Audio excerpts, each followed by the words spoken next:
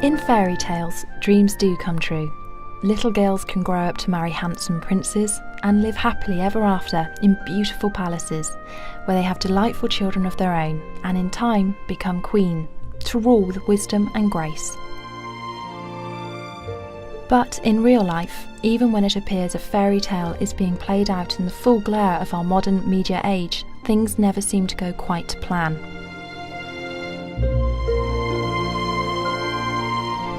There are few places in the world today where you still find princes and princesses, or for that matter, kings and queens. But the thousands of visitors who travel to London each year come face to face with royal palaces, and a history of succession that dates right back to the Dark Ages. However, in the late summer of 1997, people from all over the world gathered in London, in a state of utter shock and disbelief, as the most publicised fairy tale of the 20th century came to an abrupt and tragic end. In the early hours of Sunday the 31st of August, a shocking news story began to unfold, with the world's press agencies on red alert. Shortly after midnight, Diana, Princess of Wales, left the Ritz Hotel in Paris and got into a waiting Mercedes with her companion Dodi Al-Fayed. Speeding off into the night to escape waiting reporters, the car crashed at high speed in the Place de l'Arme road tunnel. The driver and Dodi died instantly, but the emergency services arrived to find Diana alive, although seriously injured.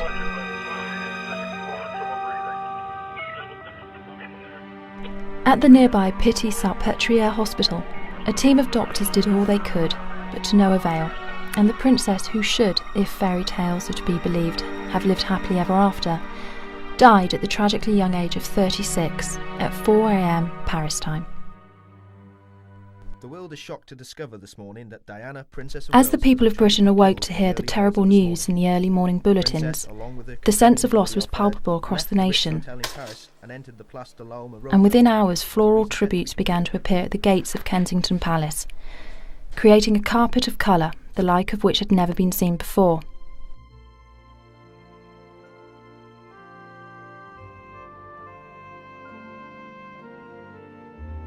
The one question upon everyone's lips was quite simply, how could this have happened? Despite the fact that Diana had been divorced from the Prince of Wales for the past year and had relinquished her HRH status, she was still officially a member of the royal family as the mother of the second and third in line to the throne. For the great British public, Diana was as much England's Rose as she had ever been, and with her increased charity work, remained one of the most popular of all the royals. Almost instantly the conspiracy theories began to take flight, and PR for the House of Windsor hit an all-time low, when the beautiful woman, tipped to lead the royal family into the 21st century, was instead laid to rest in the grounds of her ancestral home, Althorpe, in Northamptonshire.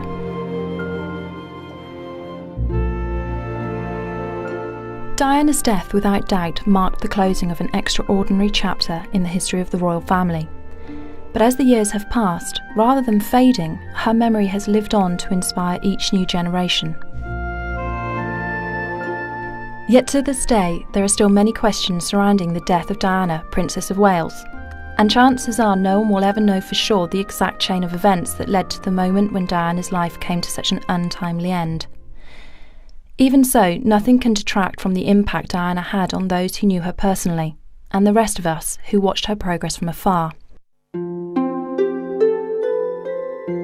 And as we remember the princess who meant such a great deal to so many, we'll follow Diana from her birth on the royal estate at Sandringham in Norfolk to catch a glimpse of the real-life daughter, wife, mother and princess upon whom fate bestowed the fame and fortune mere mortals can only dream of, while dealing her the cruelest of blows.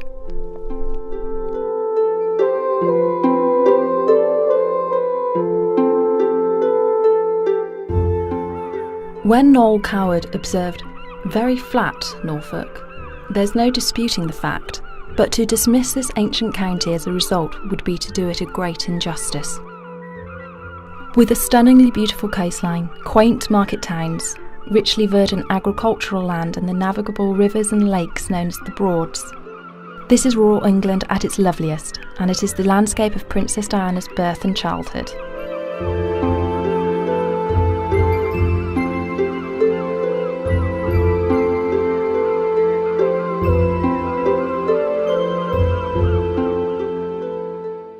Sandringham, where Diana was born, is a popular royal retreat, and as her father, who was destined to become Earl Spencer, was equerry first to King George VI and then to Diana's future mother-in-law, the Queen, the Spencer family lived at Park House on the magnificent Sandringham estate.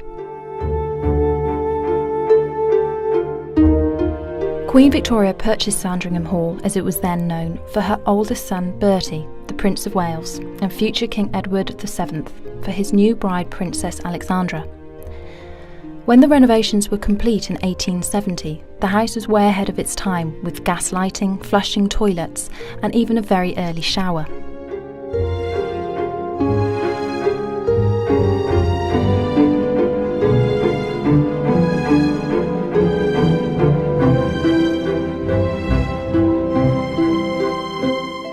Today, Sandringham has been the private home of 4 generations of sovereigns, with the Queen generally in residence over the Christmas holiday until the middle of February. The delightful church of St Mary Magdalene, where Diana was christened, is the focus of much attention on Christmas morning, as it's where the royal family worship, bringing out quite a crowd to witness the festive occasion.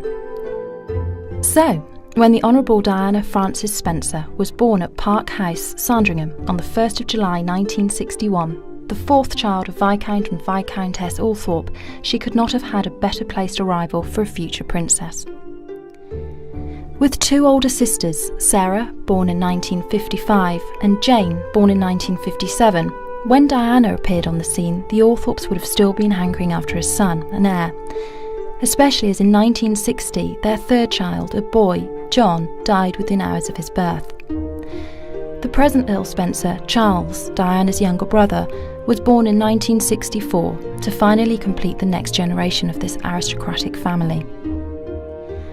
For onlookers, it would appear that Diana was the most fortunate of children, just as she would be perceived as extremely privileged for the entire duration of her tragically short life. But things were never as rosy as they seemed. Despite enjoying the delights of 200,000 acres of beautiful Norfolk countryside, which on occasion meant going to tea with the royal neighbours at the big house, life for the young Spencers was about to be thrown into turmoil.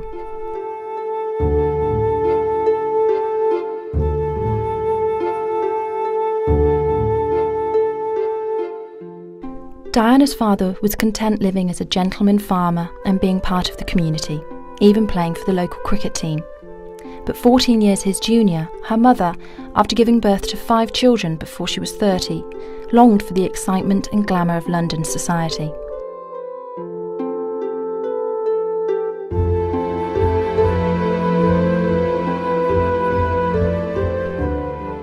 Diana was just 6 when her parents separated, after the Viscountess fell in love with Peter Shan Kidd and left her husband. The acrimonious divorce that followed resulted in custody being granted to the Viscount, and consequently Diana had little contact with her mother.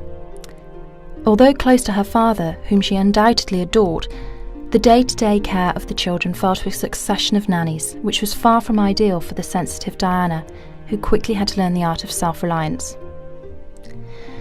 The older Spencer girls did well at school, but Diana was far more artistic than academic, and she struggled to keep up with the high standards set by Sarah and Jane.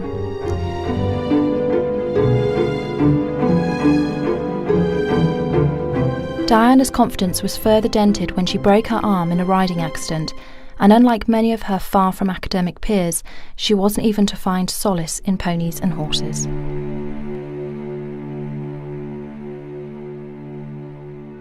After attending Silfield School in nearby King's Lynn as a day pupil, Diana followed her sisters to boarding school at the age of 9. A shy girl, Diana was most remembered for her kindness to her fellow pupils, especially those younger than herself, as she grew into her teens. But the Spencer girls faced quite a shock when they returned to Park House for the holidays.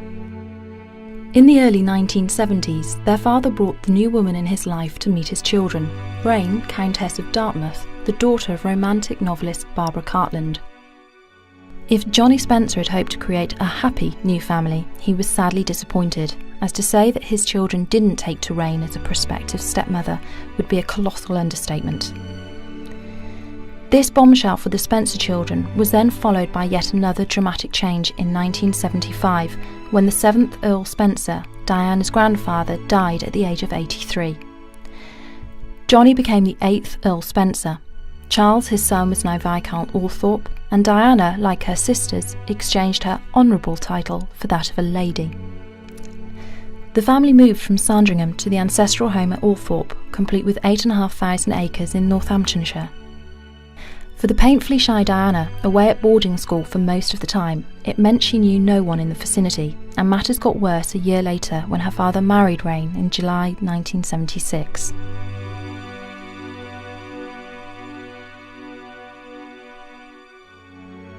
Like many great ancestral estates in the 1970s, Althorpe was in need of total renovation, and the Spencer children believed that Rain was dominating the proceedings, selling off many of the family treasures to fund the refurbishments, which caused considerable resentment. These were crucial years for Diana to be suffering such upheaval, and her schoolwork undoubtedly suffered as a result. When she failed to gain academic qualifications, and a finishing school in Switzerland simply left her homesick and unhappy, she headed for London in search of work. There were plenty of well-to-do young families in London in search of suitable nannies for their children, and as caring for little ones made Diana happy, which in turn meant she was very good at it, she soon carved out a new existence for herself, although hardly more than a child herself.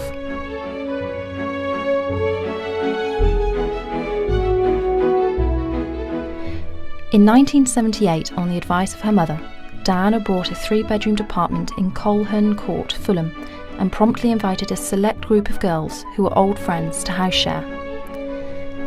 These were blissfully happy days for Diana, and although still painfully shy, she started to meet people her own age and enjoy the young, affluent London scene.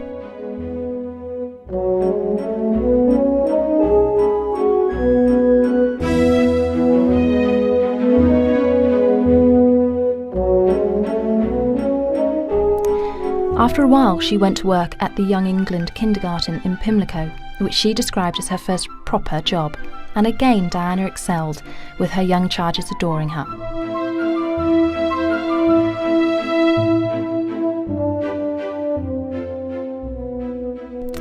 At last, the girl who had craved nothing more in her life than approval and affection had found fulfilment, looking after other people's children.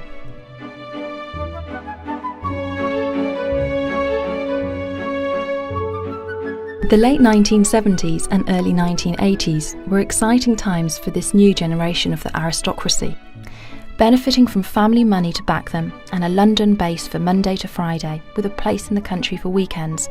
The Henrys and Henriettas of the landed gentry made the Knightsbridge, South Kensington and Chelsea districts of London their own. Here, amongst their own kind, with the system of debutantes out to do the season now defunct, it was possible for these young people to meet suitable marriage partners. And although times were beginning to change, the main goal of an aristocratic girl was still to marry well and produce the next generation of Henrys and Henriettas. This part of London, which incorporated Sloane Street and Sloane Square, resulted in this affluent group being dubbed Sloane Rangers. And to this day, a visit to Knightsbridge or South Kensington will bring you into contact with 21st century Sloane Rangers, keeping up the tradition. That Diana and her flatmates were Sloanes is without question. However, the future Princess of Wales soon developed a style all her own. With a tall, willowy grace, the fair complexion of a classic English rose, and an endearingly naive and innocent charm, even while still in her teens, this was one lady in waiting who was poised to stand out from the crowd.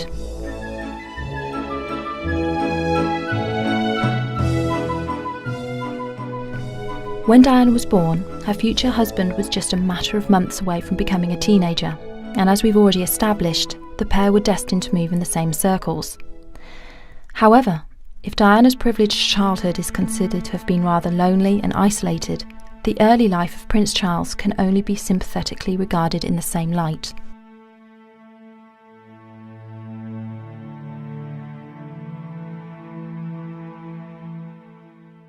On the 14th of November 1948, a baby boy was born at Buckingham Palace to the then Princess Elizabeth, Duchess of Edinburgh, and her husband Prince Philip, the Duke of Edinburgh.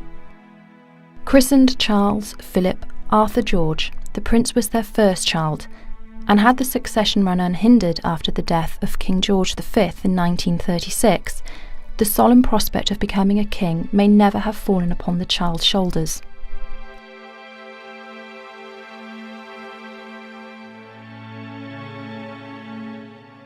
By right, the first son of King George V, Edward VIII, should have remained on the British throne until his death in 1972, but his determination to marry the divorcee Wallis Simpson, the woman he loved, resulted in his abdication on the 10th of December 1936, after not quite 12 months as the reigning monarch.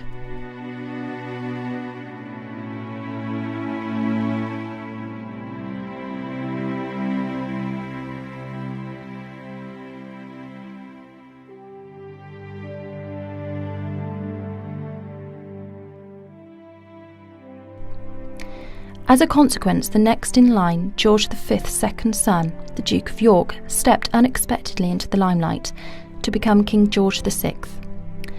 With Queen Elizabeth, his wife, and 2 young daughters at his side, despite his shyness and a nervous stammer, George VI became a much-loved and respected sovereign. In a difficult age, as Britain faced the horrors of World War II, the King shared the experience of his people as London burned, and even worked with determination to overcome his stammer in order to boost public morale.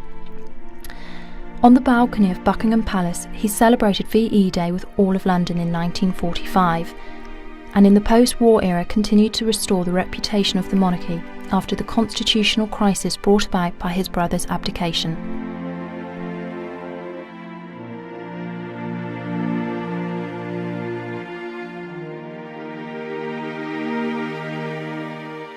That George VI rose to the challenges that fate had thrust upon him is without question, but it wasn't only his personal circumstances that changed. Elizabeth, his eldest daughter, also faced the same constitutional duties asked of her father, but as the heiress presumptive was given more time than George VI to prepare for the royal role of sovereign. On her 21st birthday, she declared that her whole life would be devoted to the service of her people, and it was a promise that the young princess took very seriously indeed.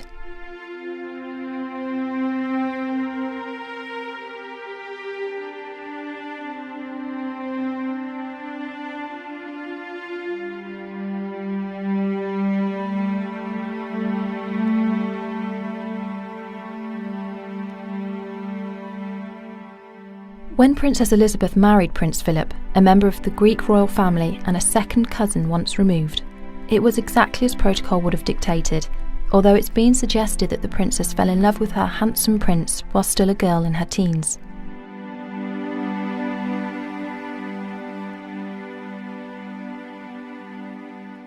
After the arrival of Charles in 1948, Princess Anne was born in 1950, and despite the expectation that Charles would one day become king, it was still a long way off. Nevertheless, when his grandfather's health began to falter in 1951, his mother's succession to the throne was becoming more imminent than anyone realised. George VI died at Sandringham House on the 6th of February 1952 at the age of 56, and a few months shy of her 26th birthday, the new Queen, Elizabeth II, was called upon to do her constitutional duty at a time of great personal loss, still grieving for her father.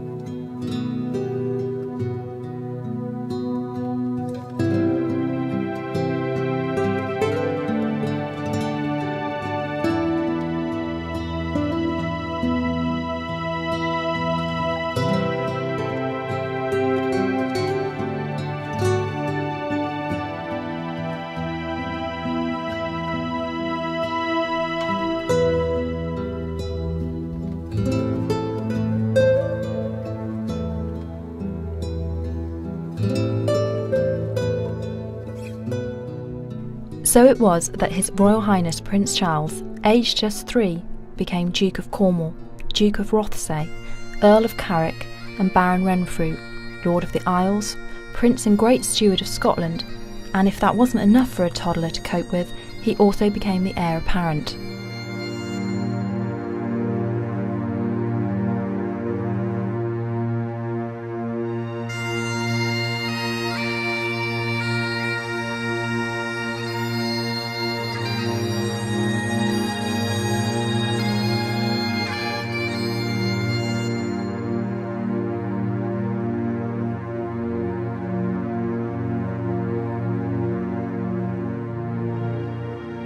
Now, should you be wondering what the difference is between an heir apparent and an heir presumptive, it's actually quite simple. Prince Charles as heir apparent cannot be removed from his position as first in line to the throne. Technically, when George VI became king, if he had gone on to produce a male heir, his eldest daughter, now Queen Elizabeth II, as heiress presumptive, would have had to have given precedence to a younger sibling because he was a boy.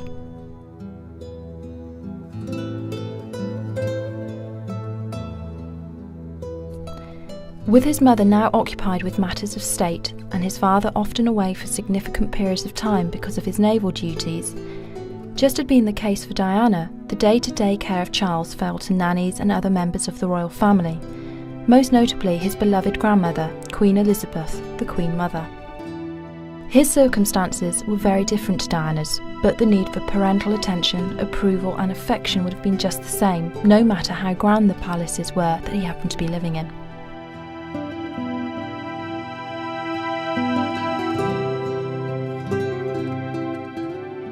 It's been said on numerous occasions throughout history that with great wealth and power comes great responsibility. The ancient tradition of noblesse oblige, and for Charles, service, duty and the path to kingship probably dominated his childhood, and for that matter, his entire adult life.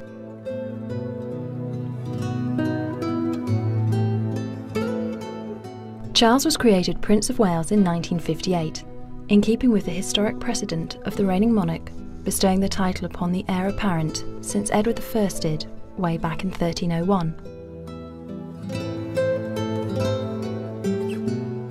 Ironically, through the pages of the history books, the title of Prince of Wales does not guarantee accession to the throne, and since the first investiture of Edward II, 7 have so far failed to go on to become king. Also, the high-profile role of the Princess of Wales, the wife of Prince, has been graced by a number of fascinating women, not least Diana, Princess of Wales, the most famous of them all.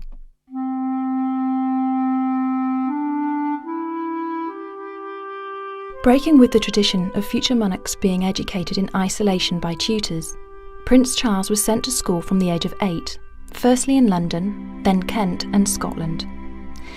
Equally as sensitive as Diana was, Charles is reported to have found boarding at Gordonston School in Scotland difficult, miles from home in austere surroundings where his father, the Duke of Edinburgh, had thrived.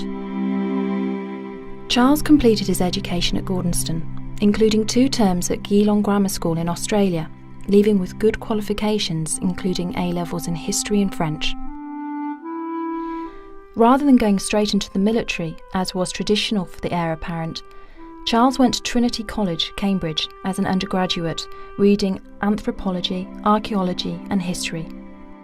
When he graduated with a BA in 1970, he actually made history, as the first member of the royal family to earn a degree.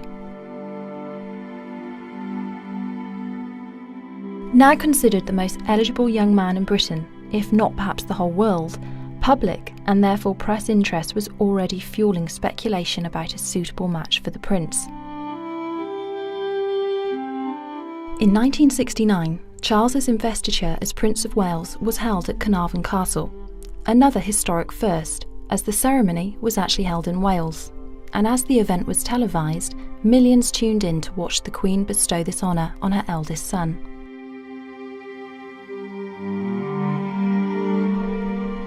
It was in the same year that the Queen took the decision to allow the BBC to film a documentary about the personal lives of herself and the royal family, including her 2 younger sons, Prince Andrew and Prince Edward, born in 1960 and 1964. The programme proved very popular with the public and was a dignified response to the growing media demands faced by the monarchy. Nevertheless, it heralded a new and dangerous era that would culminate in the tragic death of Diana, Princess of Wales, before the end of the century.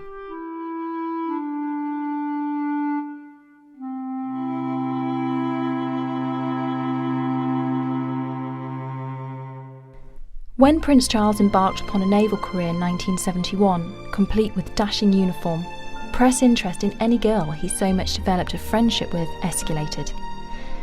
As a future king, he would be expected to produce heirs of his own, and the hunt was on for a suitable bride for the sailor prince. On paper, finding such a lady was quite a tall order, especially at a time when young women, whether high-born or commoners, were enjoying greater independence and sexual freedom than ever before. It was required that a prospective Princess of Wales and future Queen should be Protestant, not a divorcee, meet the approval of her future mother-in-law Elizabeth II, and ideally be a virgin, with aristocratic connections and no colourful past for the press to delve into.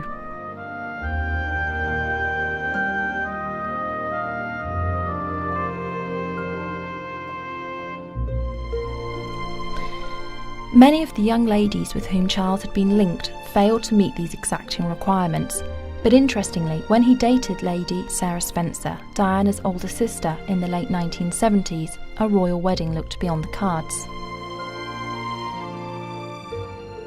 However, despite Lady Sarah's eminent suitability, a marriage proposal was not forthcoming, and the couple parted company.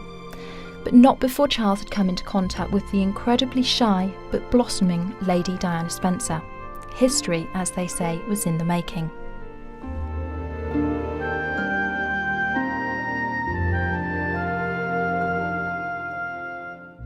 Ever since the swinging 60s, London had become an exciting, vibrant and fashionable place to be, and as the equally colourful 70s drew to a close, it appeared that Prince Charles was settling rather comfortably into bachelordom.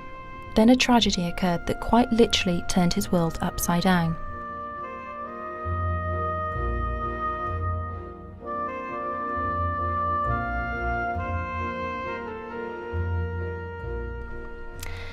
When the Provisional IRA murdered Earl Mountbatten of Burma in a bomb blast whilst he was out sailing in Donegal Bay on the 27th of August 1979, they committed a terrorist atrocity that not only shocked the world, but also robbed Prince Charles of a much-loved great-uncle, who happened to be, in all probability, the single most significant male in his life.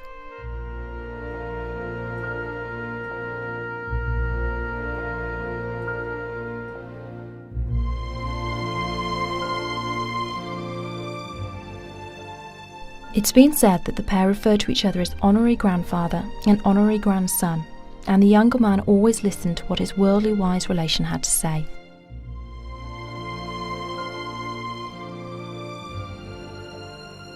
Great-uncle Louis had without doubt lived life to the full, with a glamorous circle of acquaintance, including royalty and the new generation of celebrities from the Hollywood film industry, counting such luminaries as Charlie Chaplin, Douglas Fairbanks, and Mary Pickford amongst his closest friends.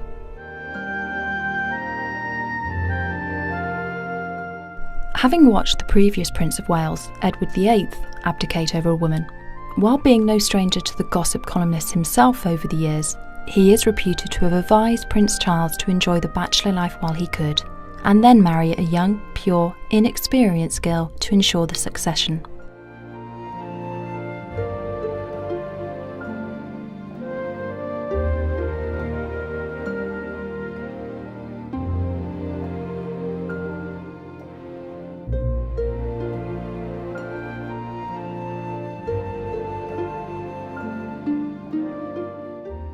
As Prince Charles grieved for Mountbatten, he turned to an old friend, Camilla Parker Bowles, for support, facing also the recognition of his own mortality.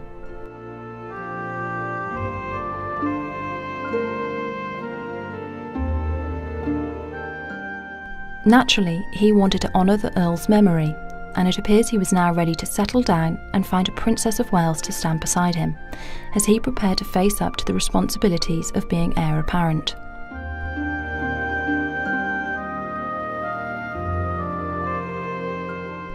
With the benefit of hindsight, if he could have married Camilla at that time, then the tragedy of Diana's death could have been averted. But she was already married, and as we already know, even if she had divorced her husband, the threat to the constitutional monarchy, such a relatively short time after the abdication of Edward VIII, would have been disastrous.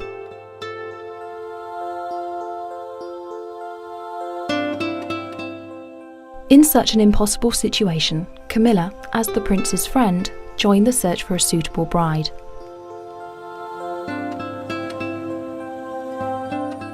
As the 70s gave way to the 80s, all eyes turned towards London, and more specifically Coleherne Court, home to a group of girls about town, one of whom was, of course, Lady Diana Spencer.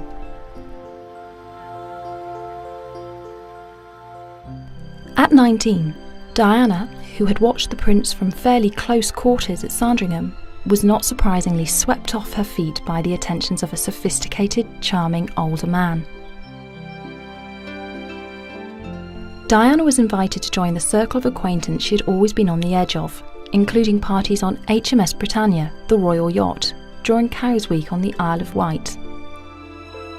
Today, this beautiful craft is no longer in service and can be found at Leith, the port of Edinburgh, where it is a very popular attraction. However, even at a distance so many years later, it's easy to see how a tender-hearted young woman with little life experience, looking for romance, would have fallen in love with the prince who opened up such an exciting and glamorous new world to her. Back in London, a relationship between Charles and Diana flourished, with romantic candlelit dinners at Buckingham Palace, supposedly in secret. But it wasn't long before the world's press set up camp outside Coleherne Court and the Young England kindergarten where Diana worked. Lady Diana Spencer was demure and charming despite the harassment, proving herself suitably discreet. And with this test passed, she was whisked off to see how she would cope in Scotland, watching the prince and his friends fishing and shooting, as all the while Diana continued to stake her claim to the title Princess of Wales.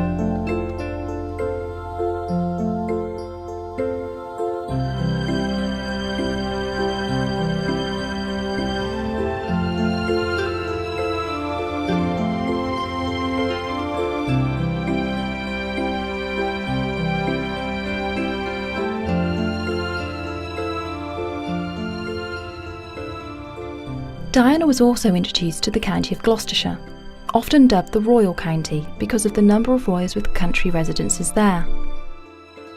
Charles took Diana to visit Highgrove, the country house he bought early in 1980, close to the delightful market town of Tetbury.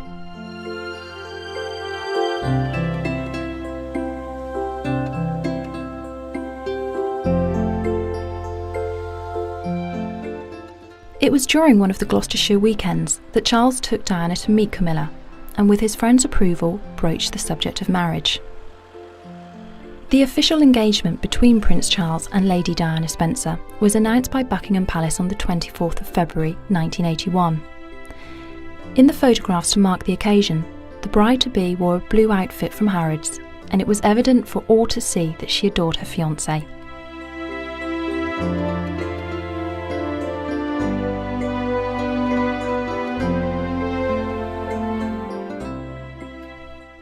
It was no longer practical for the future Princess of Wales to flat share in Fulham, and immediately after the engagement was announced, she moved into Clarence House, the home of the Prince's grandmother, the Queen Mother.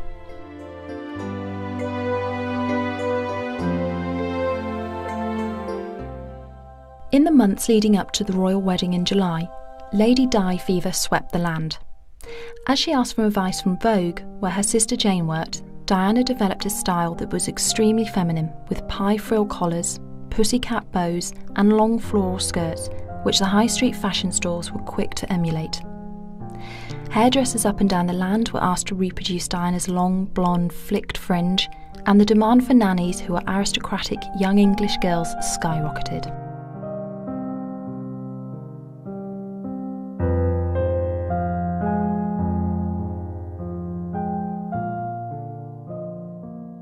Although royal weddings usually favoured Westminster Abbey, St Paul's Cathedral was the chosen venue, accommodating the unprecedented 3,500 guests. It was a fairy tale ending to a modern-day love story, and when the newlyweds set off for Broadlands, Hampshire, the home of Earl Mountbatten, for the first night of their honeymoon, before taking a Mediterranean cruise aboard the royal yacht Britannia, the whole world wished them well and expected them to live happily ever after.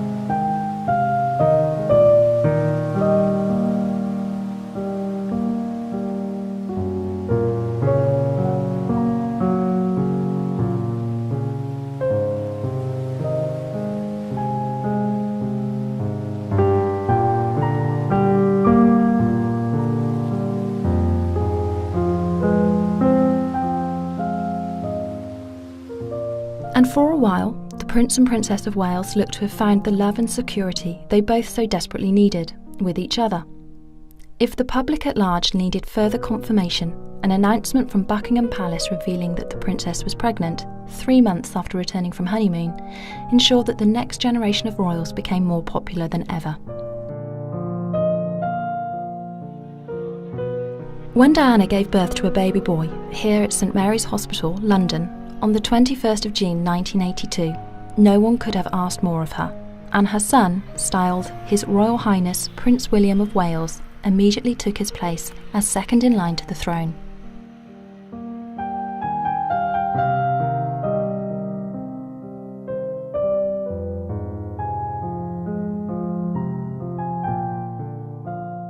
A further visit to St Mary's for the birth of His Royal Highness Prince Henry of Wales, better known to the world as Harry, on the 15th of September 1984 made the future of the constitutional monarchy even more secure.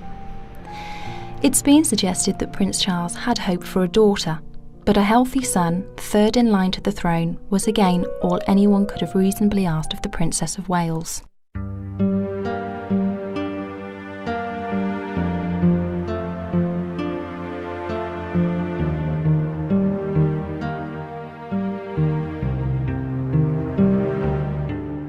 That Diana, Princess of Wales, adored her 2 sons is beyond question. But as she fulfilled her royal duties, whether based at her London home, Kensington Palace, or Highgrove in Gloucestershire, the strain was beginning to show.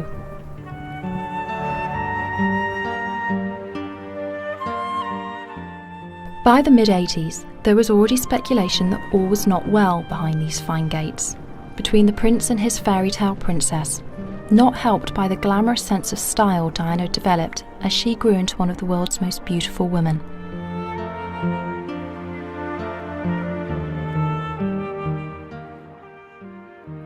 Wherever the Prince and Princess of Wales went, at home or abroad, the crowds who flocked to see them were invariably more interested in what the princess was wearing rather than what the more serious-minded prince had to say. However, Diana paid a high price for her status as a fashion icon, suffering from an eating disorder that was most probably bulimia nervosa.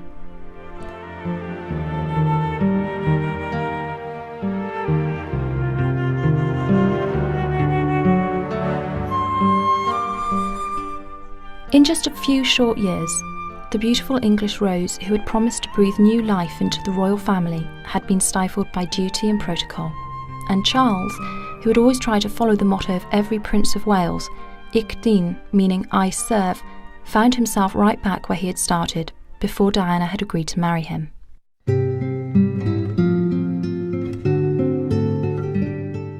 What happened next is well documented through newspaper and television archives, as Charles once more turned to Camilla Parker Bowles for comfort, and Diana searched for solace in what she thought to be a discreet affair.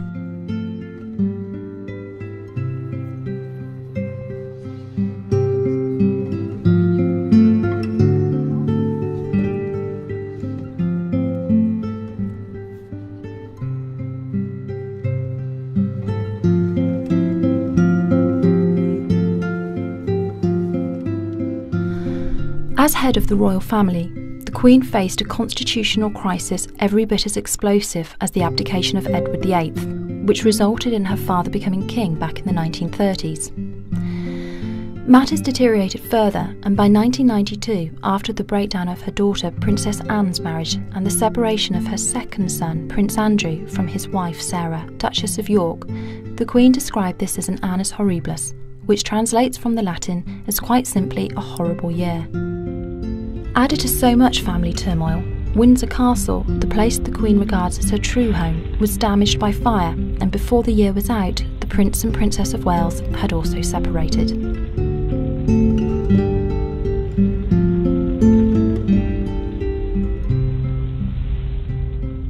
As the world's press looked on, Diana continued to live at Kensington Palace, enjoying time there with her boys. Charles spent a lot of time at Highgrove in Gloucestershire, where the young princes had plenty of opportunity to make the most of the beautiful countryside while they were with their father.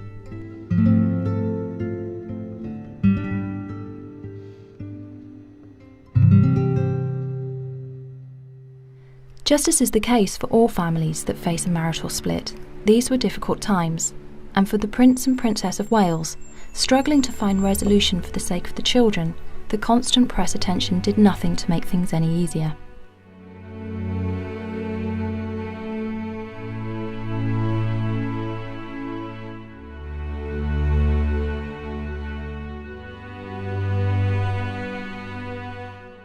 However, despite her troubled personal circumstances, Diana continued to work tirelessly for charity, campaigning to improve public perception of AIDS sufferers and highlight the terrible destruction caused by landmines, as she fought for a worldwide ban on these cruelly devastating weapons of war.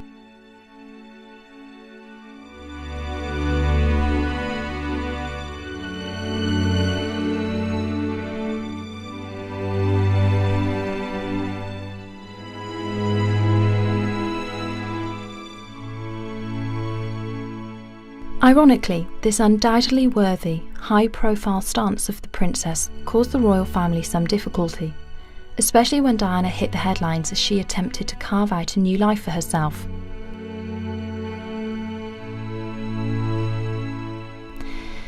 It was now extremely unlikely that Diana could still become queen, but it wasn't conclusively resolved, and the public adoration that she generated continued undiminished. And Prince Charles, as the nation's future king, was forever going to find himself overshadowed by Diana. Eventually, the couple's divorce was finalised in 1996, a year and 3 days before Diana's death on the streets of Paris.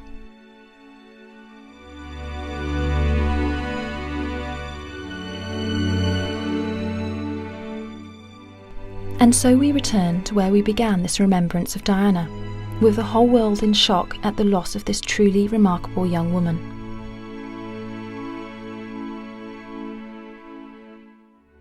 On a fine September morning, London, basking in early autumn sunlight, prepared to bid Diana a final farewell. Her funeral was held at Westminster Abbey at 11 a.m. on Saturday the 6th of September 1997. The royal family were all in attendance, alongside the Spencers, led by Diana's younger brother Charles, now the Earl. As was only right and proper, the main focus was to support Diana's 2 sons, William and Harry. So despite conspiracy theories abounding and an element of antagonism levelled at both the press and the royal family, the funeral of Diana, Princess of Wales, was as dignified as it was moving.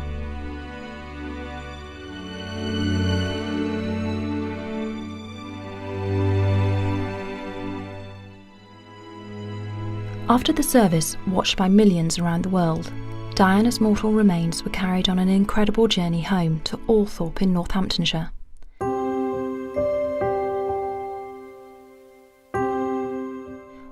little way from London's familiar landmarks, northwards, the funeral cortege was greeted by literally thousands of ordinary folk waiting to pay their last respects to the people's princess.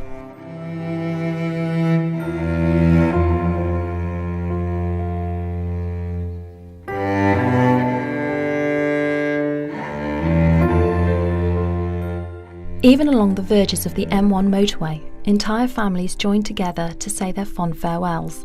And by the time Diana eventually reached the gates of Althorpe for the last time, the cortege was more than an hour late.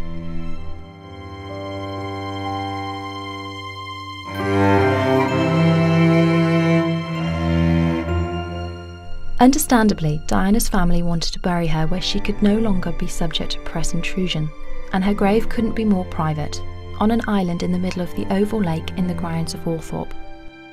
In the years since, those closest to Diana have been able to visit her grave in absolute privacy, which, as her sons face the full glare of publicity that dominated Diana's adult life, no doubt they have very much appreciated this. Nevertheless, it has been difficult for the millions of people who would have also liked to commemorate the anniversaries of Diana's life and death, with nowhere specific to gather.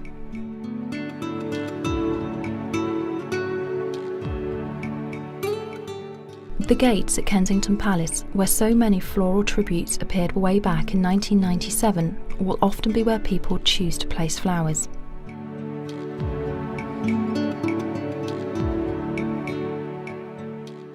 But a memorial in one of the great churches like Westminster Abbey, where her funeral took place, or St Paul's Cathedral, where she married, would certainly prove popular with visitors who wish to remember Diana with thoughtful contemplation. And as her memory lives on, who can say what the future might bring?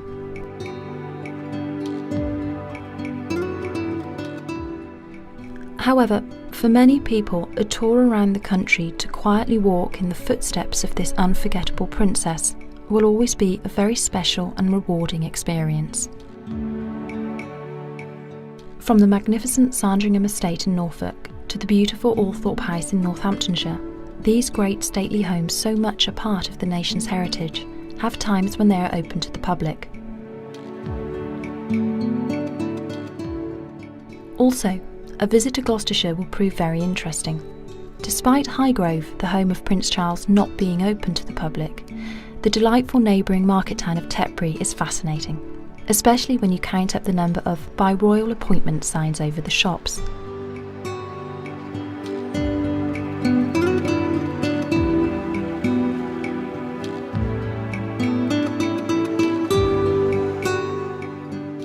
And of course, those of us with an interest in Diana enjoy following the progress of her two sons, Prince William and Prince Harry.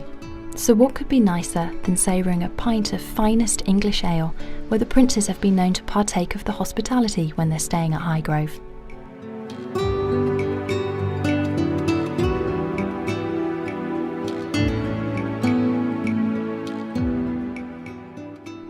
Everywhere Diana went, she touched the lives of those she came into contact with, bringing joy and hope to where it was most needed.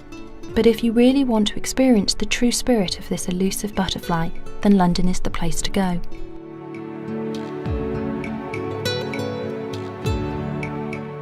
Beginning with Buckingham Palace, you can walk down the Mall following the route Diana took to St Paul's Cathedral on that eventful July morning, leaving the palace as Lady Diana Spencer to return as the Princess of Wales and future Queen.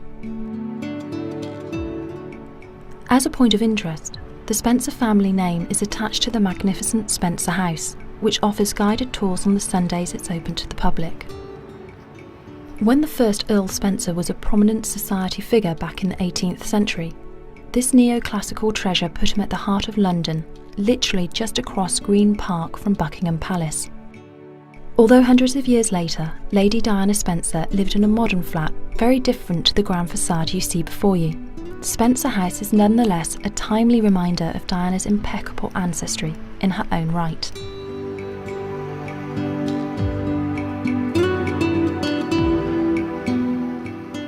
By contrast, a trip to Coleham Court will always raise a smile, remembering the vibrancy of Diana as a blossoming bride-to-be courted by her fairy tale prince.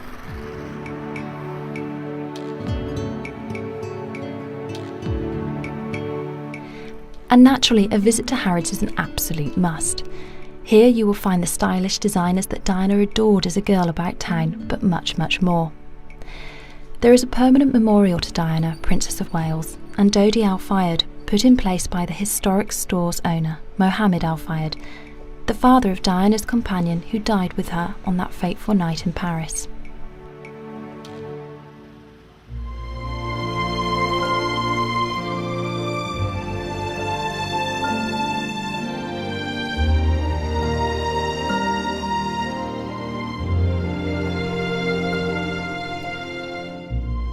The official Princess of Wales memorial fountain in Hyde Park was opened by the Queen in 2004 to symbolise Diana's great affinity and openness with people from all walks of life.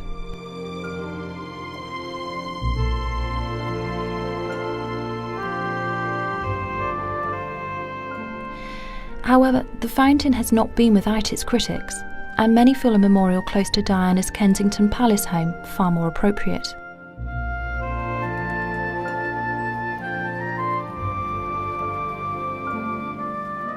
Kensington Gardens have always been associated with Peter Pan, as it's where the author J.M. Barrie met the little boys who inspired him to write his masterpiece.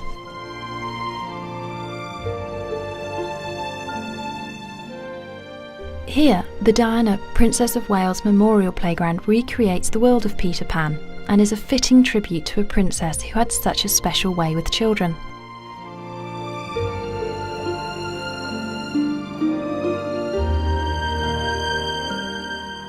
As our programme draws to a close, this is perhaps the perfect place to remember Diana, Princess of Wales.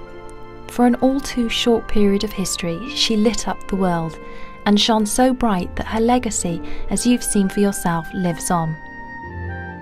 And perhaps the most precious gift bequeathed by Diana to the nation are her sons, Prince William and Prince Harry. Diana's determination to help them lead happy, fulfilled lives, knowing that their parents loved them, is a lasting testament to an English rose that will blossom eternally. Yet the story of Diana, Princess of Wales, only goes to show that there's no predicting what the future might hold for any of us.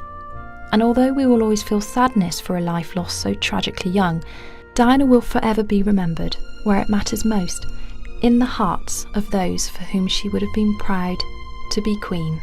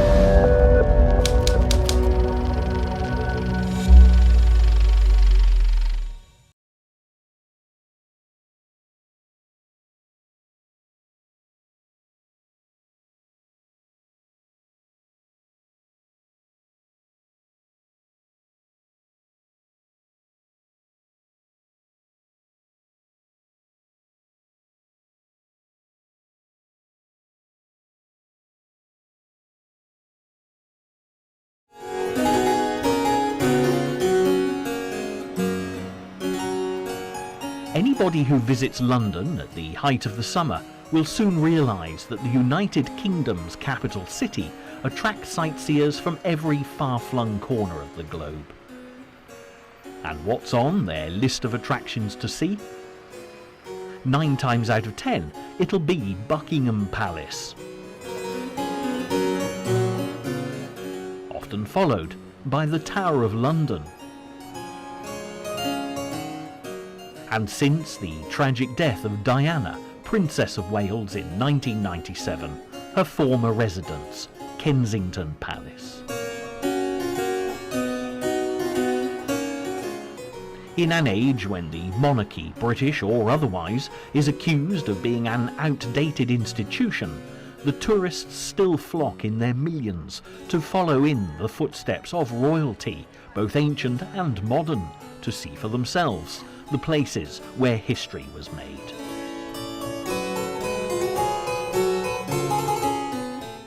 When it comes to listing the great kings and queens of the past, there are undoubtedly some that are better remembered than others. Richard the Lionheart, Henry VIII, and King George III are renowned for very different reasons, and when it comes to the ladies, Mary I, both of them one of England and one of Scotland, Elizabeth I, and Queen Victoria are as fascinating today as when they were alive. But there are many more characters worthy of investigation that are far less well known. So whether you want a basic who's who of the British monarchy to help you in the next pub quiz, or you'd like to find out how we got from feuding tribes of ancient Britons to the present day, prepare for a right royal romp through the history books, so that you never need to get your Henrys, Georges, Edwards, Richards, Marys and Williams mixed up again. Now, before we get down to the nitty-gritty of succession, it's well worth stepping back further in time to take a closer look at the British Isles just after the birth of Christ, when the Romans were masters of all they surveyed, including a large part of the United Kingdom.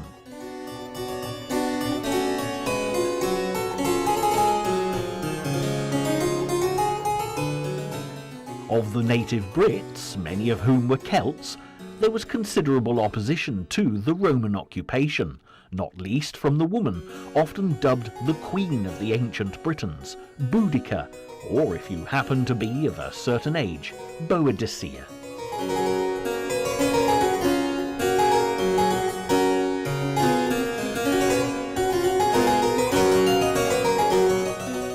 This fearsome warrior queen led her Iceni tribe to revolt against the Romans, and as neighbouring tribes of ancient Britons swelled their numbers, Boudica led a campaign that advanced from Colchester all the way to London and beyond, until the Romans finally managed to stop her in her tracks.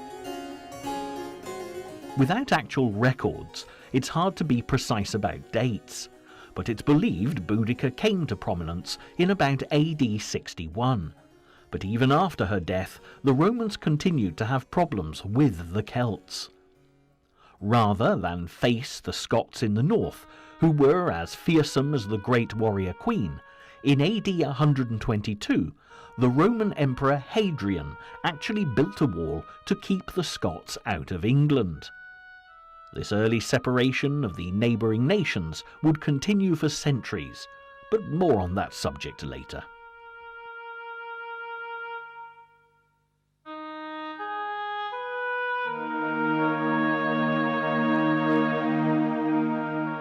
Eventually, the Roman occupation came to an end, when the overstretched empire recalled their soldiers back to Rome. But waiting in the wings were the bloodthirsty Saxons, ready with invasion plans of their own. However, if legend is to be believed, one man united the tribes of the British Isles to resist the Saxon advances, and it's quite possible that he came from Wales.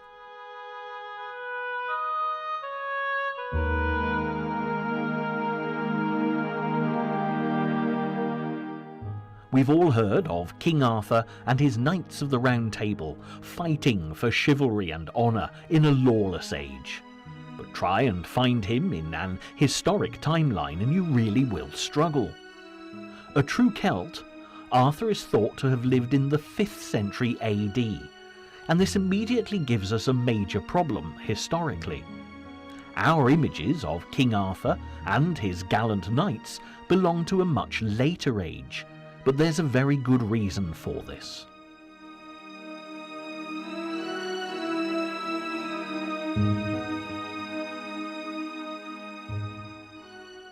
Way back in the 12th century, a bishop known as Geoffrey of Monmouth wrote a history of the kings of Britain, and where the facts were a little sketchy, he simply filled in the blanks.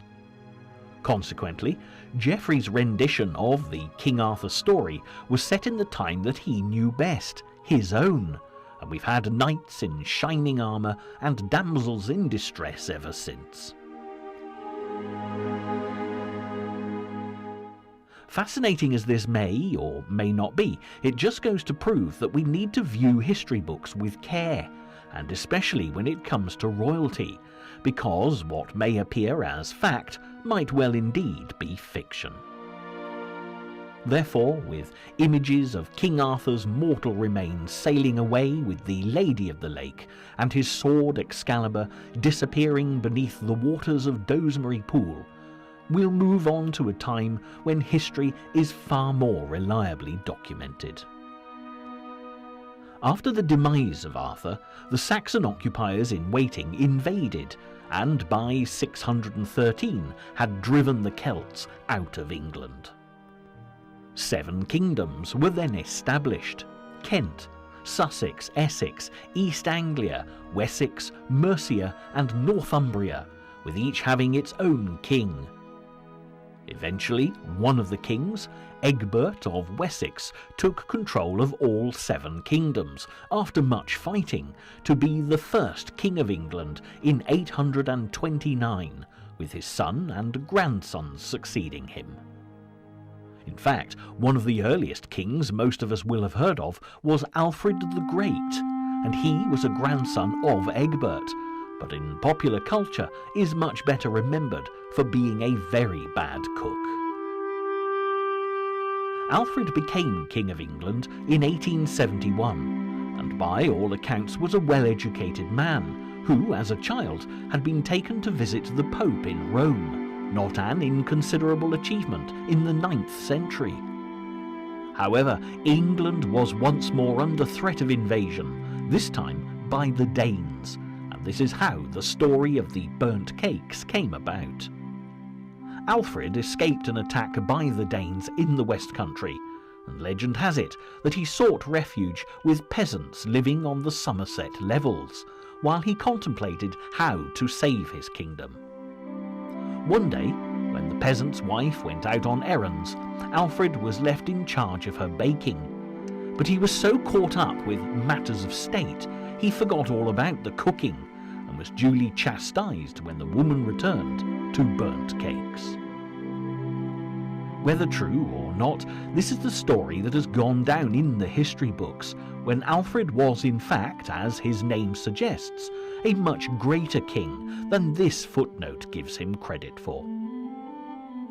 After Alfred, and a succession of Eds of all varieties, including an elder, a fair and a martyr, the next king that most of us will have heard of is Ethelred the Unready, who came to the throne in 978.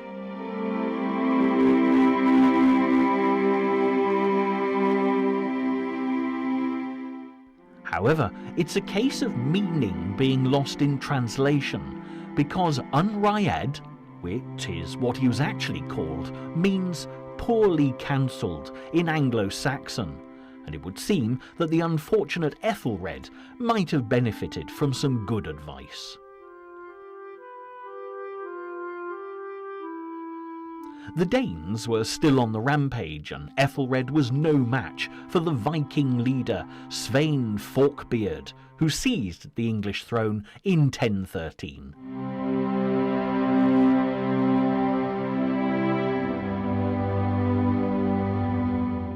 Forkbeard's reign was short-lived, as he died about 5 weeks later, and despite his wonderful name referring to the way he wore his beard, it's his son Canute who is much better remembered, and all because of another much-loved royal legend.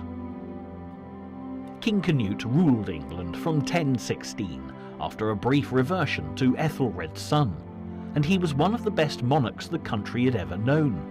Wise and fair, Canute modernised the laws of the land.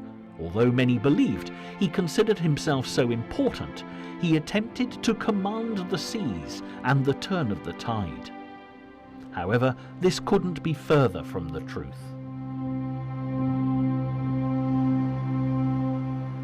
Tired of his courtiers' flattery, when one insisted Canute could order the tide not to come in, Canute went down to the beach, set up his throne at the water's edge, and of course got wet, proving that he had no power over the elements, while at the same time exposing the courtier as very foolish indeed. When Canute died, he was succeeded firstly by his son Harold, and then his other son, Harthacnut.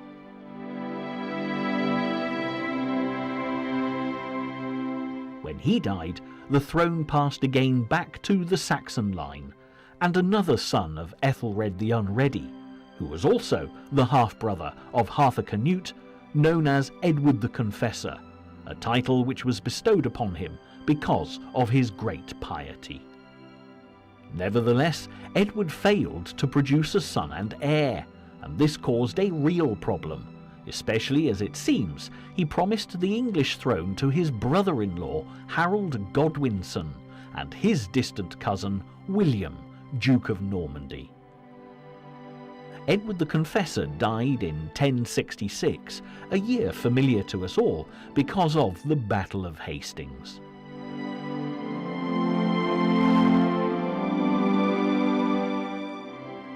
When Harold became king, cousin William over in France was not content to give up his claim to the English throne. William was also a descendant of Alfred the Great, and when he set out to conquer England, there was no stopping him. Harold was killed in the Battle of Hastings, depicted in the Bayeux Tapestry as being shot by an arrow through the eye, and the event heralded the Norman period of English history, quite literally changing the face of the nation during William's well-documented Norman conquests.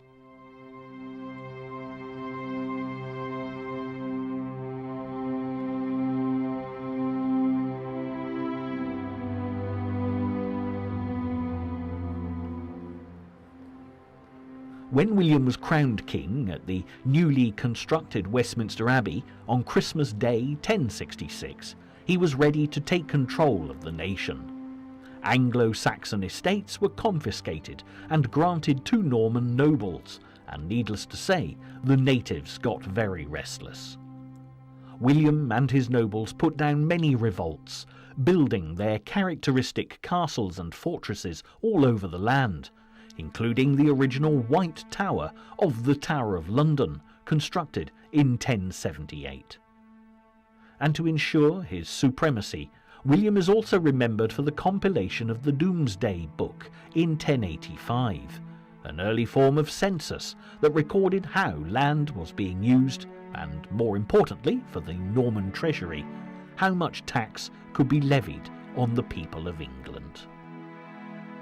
Not that William lived long enough to personally reap the benefits, as he died in 1087 after falling from his horse in France. It's important to remember that these early kings were military leaders as well as monarchs, and with lands in France and England, William certainly had his work cut out.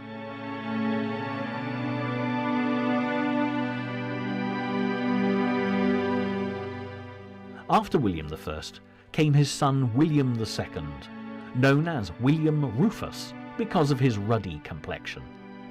He too was kept busy, especially as the Scottish king Malcolm III tried, on more than one occasion, to invade his English neighbour, as did Welsh rebels unhappy with the Norman nobles occupying the border castles of the marshes.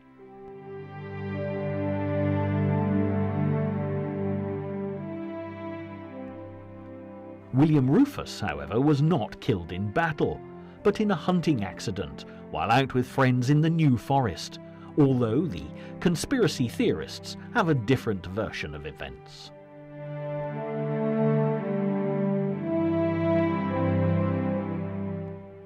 Henry I, William's youngest brother, was crowned at Westminster Abbey in 1100, and it's been suggested that he may have had a hand in his brother's untimely death.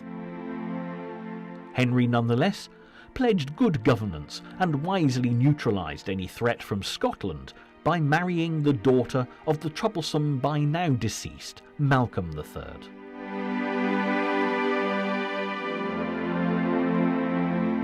But not everything ran to plan. His brother, the Duke of Normandy, attempted to overthrow Henry, and the king lost his only son William, who was drowned at sea. Now this is where it gets interesting. Henry I had a daughter, Matilda, who as a female was not expected to inherit the throne, but the king persuaded the barons to accept her as his lawful successor. This may have been fine in theory, but when Henry died in 1135, Matilda was usurped by her cousin, Stephen. Matilda may not have been crowned queen, but she didn't give up her claim to her father's throne without a fight. These were turbulent years characterised by civil war, only brought to a satisfactory conclusion when Stephen agreed to name Matilda's son, Henry Plantagenet, Count of Anjou, as his heir. Consequently, when Stephen died in 1154, he was the last Norman king of England, as Henry II became the first of the Plantagenets. Now it's pretty obvious the Normans came from Normandy, but if you're wondering where the Plantagenets came from, it's actually all down to nickname. Geoffrey, Count of Anjou, Henry's father, always wore a sprig of flowering broom, Planta genista, and this is how he was known. When Henry II was crowned King of England in 1154, aged 21, he was already Count of Anjou and Touraine, as well as being Duke of Normandy and Aquitaine, which meant his French territories were more extensive than those owned by the King of France. Add to that the throne of England, and Henry's Angevin Empire stretched from the Solway Firth to the Pyrenees. So far we've focused on the monarchs and not mentioned their queens, but in the case of Henry II, his wife, Eleanor of Aquitaine, has to be one of the most fascinating historical characters of all time. The pair were married in France in 1152, the bride being 11 years her handsome groom senior.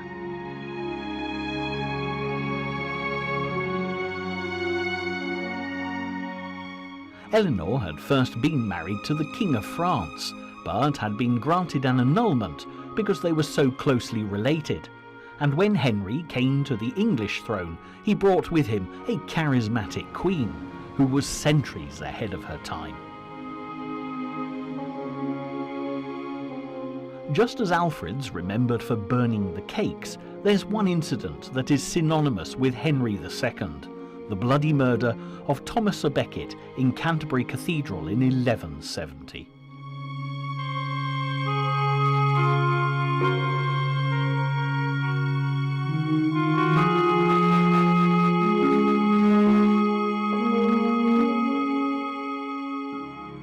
As monarch, Henry had been determined to control the power of the church, and appointed his friend Becket to the influential post of Archbishop of Canterbury in 1162.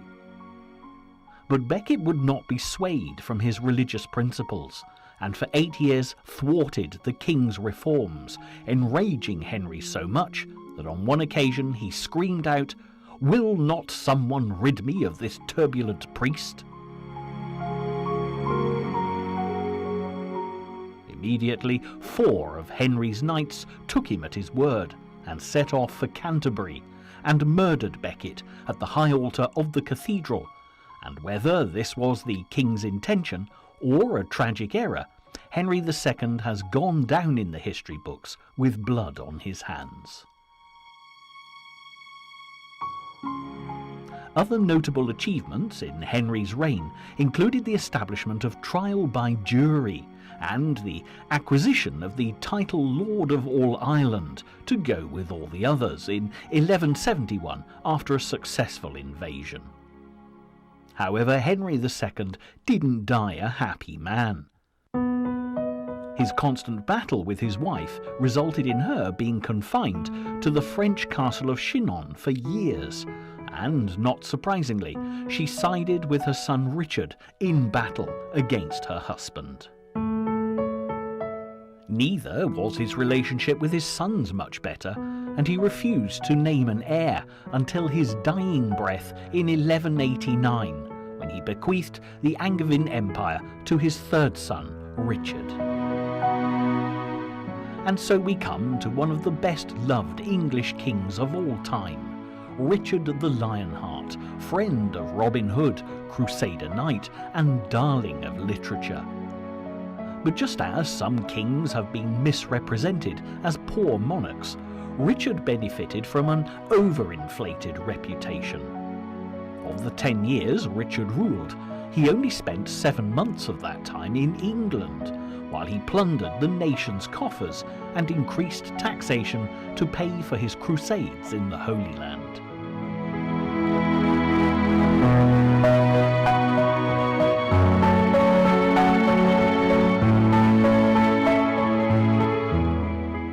Interestingly, it's Richard's younger brother John who generally gets the blame for this heavy taxation, especially in the legends of Robin Hood. Richard the Lionheart was only 41 when he died in 1199, shot by an archer in France while he was in search of buried treasure, and his tomb can be found in Fontevrault Abbey, next to those of his father Henry and his mother Eleanor, in the heart of the French countryside. Like Henry II, Richard named his heir as he was dying, and it was his brother John who has gone down in history, perhaps unfairly, as being as bad a king as Richard was good. King John's best known for signing the Magna Carta at Runnymede in 1215 to appease the warring barons, and this historic document was crucial in the establishment of English common law. When John died a year later, the English throne passed to his son, crowned King Henry III in 1216 at the age of 9 under a regency. However, when Henry took full control in 1227, he proved to be a most unpopular king, and the barons, quietened by Magna Carta, were soon on the rampage again. It fell to Henry's eldest son, Prince Edward, to put the rebellion down, which he did with great relish. When Henry III died in 1272, Edward was on crusade in the Holy Land, but returned to be crowned king in 1274. Edward I is often known by the name Longshanks because he was very tall, and he was also renowned for his savagery towards opponents.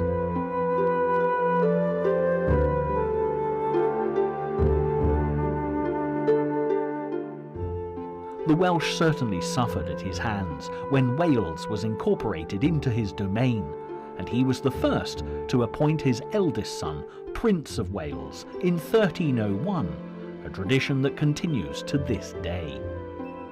However, he's most famous for his barbaric treatment of the Scots.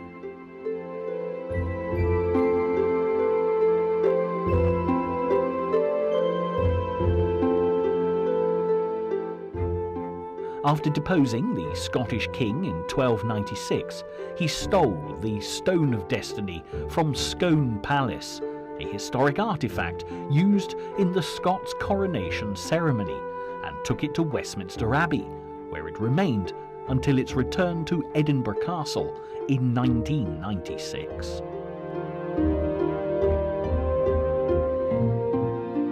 Nevertheless, when Edward I invaded Scotland, he didn't quite have it all his own way, thanks to the efforts of a now famous Scotsman by the name of William Wallace, whose armies beat the English at Stirling Bridge in 1297. Edward did defeat the Scots a year later at Falkirk, when Wallace was captured and taken to London, where he was executed. But when Robert the Bruce was crowned King of Scotland in 1306, the oppressed nation north of the border served notice that the English now had a fight on their hands.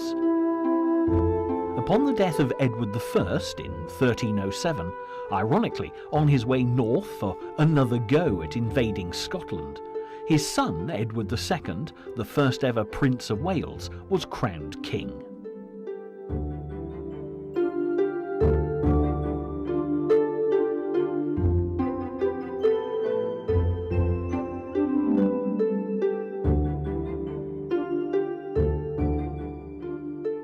The new king didn't have the stomach for fighting the Scots, and Robert the Bruce assured Scottish independence in 1314 when he routed the English at the Battle of Bannockburn.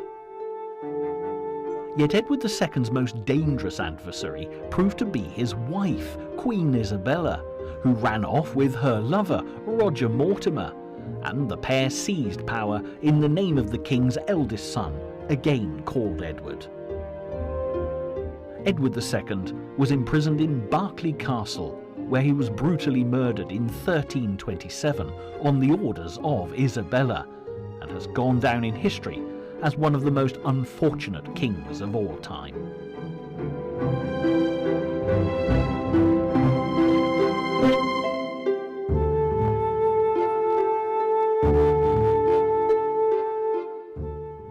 When Edward III finally seized power from the regency of Roger Mortimer in 1330, his 50-year reign proved him to be an affable king, much loved by his people. However, when he died in 1377, Edward's most notable contribution to the history books was his declaration of himself as heir to the French throne, starting what would become the 100 Years' War. Sadly though, his eldest son, Edward the Black Prince, predeceased his father, but having produced a son of his own before his untimely demise, Richard II came to the throne at the age of 10. Many believe Richard to have been a weak king, not least because of the play written by William Shakespeare about him. However, he crossed swords with his cousin, Henry Bolingbroke, who deposed Richard in 1399 to become Henry IV, the first king of the House of Lancaster, a branch of the Plantagenets. But his prize proved to be something of a poisoned chalice, with nothing but revolts and treasury shortages, and he died a rather disappointed man in 1430. Succeeded by his son Henry V, Henry IV would no doubt have been extremely proud of his heir. After reviving the 100 Years' War with France, his armies were victorious at the Battle of Agincourt, again made famous by one of Shakespeare's plays. As a result, upon his death in 1422, his son Henry VI became king, inheriting both the English and French thrones.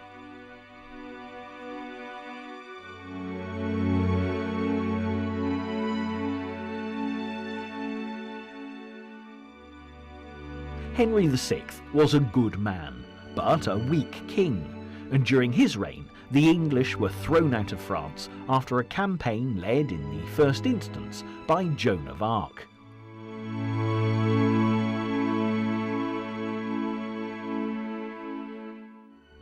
Plantagenet House of York also went into battle with Henry in the War of the Roses, which broke out in 1455, resulting in the Duke of York, the future Edward IV, deposing Henry in 1461.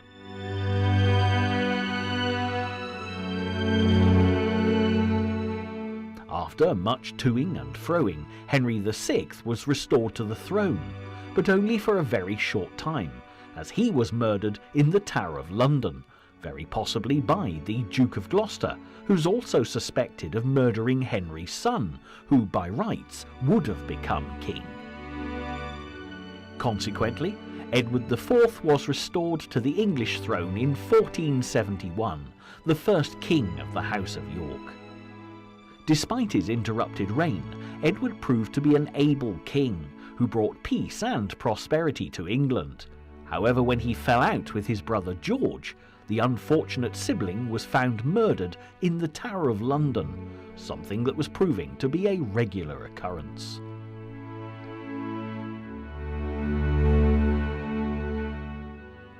When Edward IV died in 1483, his young son Edward succeeded him. However, the boy's uncle claimed the child illegitimate and seized the throne for himself.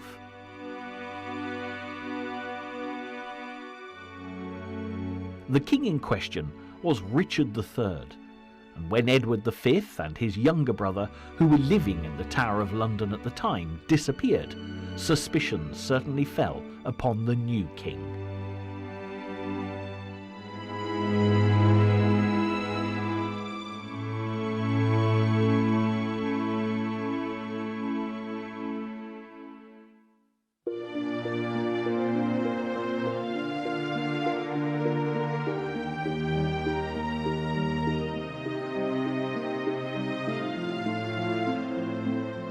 Richard III doesn't have the best of PR in royal history, and Shakespeare certainly did little to improve matters with his play, which portrays the king as a hunchback. However, his 2 years on the throne are to this day a source of much fascination. But when he died at the Battle of Bosworth Field in 1485, defeated by one Henry Tudor, the War of the Roses were at an end, as a new age was about to begin.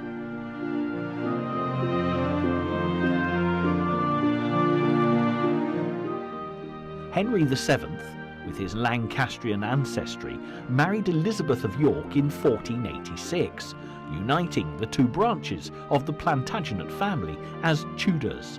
But when his eldest son Arthur died in 1503, leaving his young widow Catherine of Aragon in the care of Henry VII, a remarkable chapter in history was about to be written.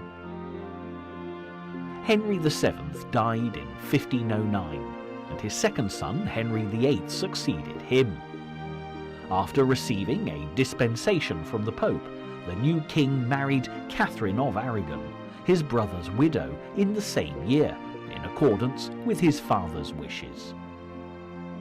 These were early days for the new Tudor dynasty, and Henry was aware that he needed to produce an undisputed son and heir, an issue that would dominate his whole life and create a religious rift throughout the nation that would cost many their lives. Dutifully, Queen Catherine produced child after child, including 2 boys who died in infancy. However, the only surviving child was Mary, born in 1516. As Catherine, who was older than her husband, appeared less and less likely to produce an heir, Henry applied to the Pope for an annulment, claiming that his marriage was cursed because Catherine had been his brother's widow.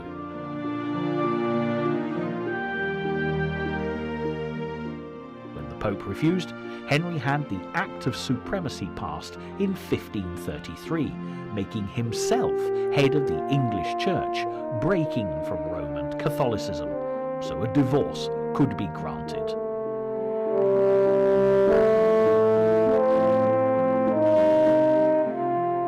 Henry went on to marry a further 5 times, and, as the rhyme goes, his wives were divorced, beheaded, died, divorced, beheaded, survived. And and here's a whistle-stop tour of Who's Who.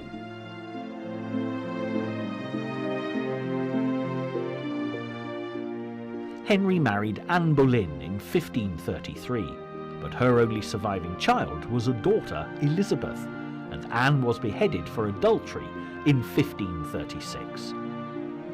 Next, Henry married Jane Seymour, just 11 days after Anne's execution, and in 1537 she gave birth to Edward, the male child Henry had been waiting for.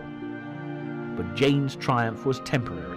She died within weeks from postnatal complications.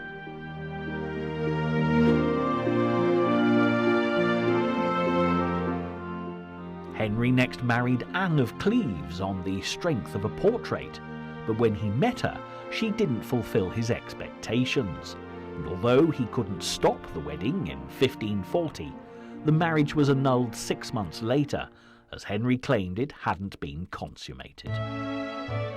Shortly after Anne of Cleves, Henry married the young, vivacious Catherine Howard in 1540, but, like Anne Boleyn, she was accused of adultery and beheaded.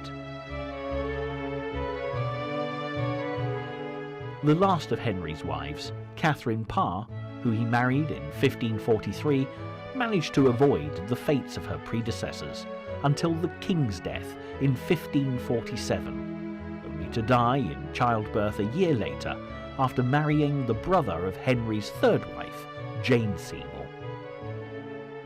Although, as Henry wished, his son Edward VI succeeded him, he was just a child of 9, and the nation was governed by 2 protectors.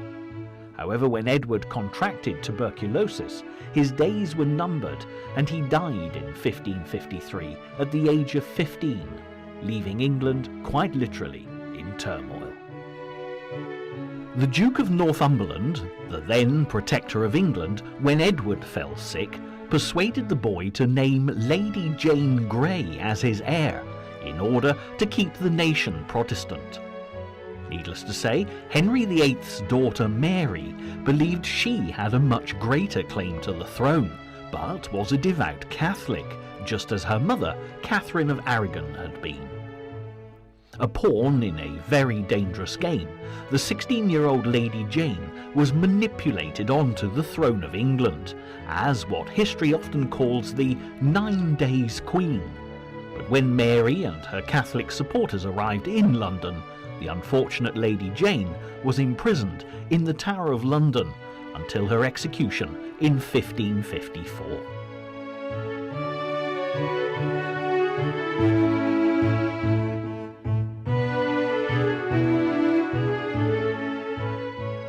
As soon as Queen Mary I took the throne, she set about restoring England to the Catholic faith, which she finalised in 1554, the same year that she married Philip of Spain.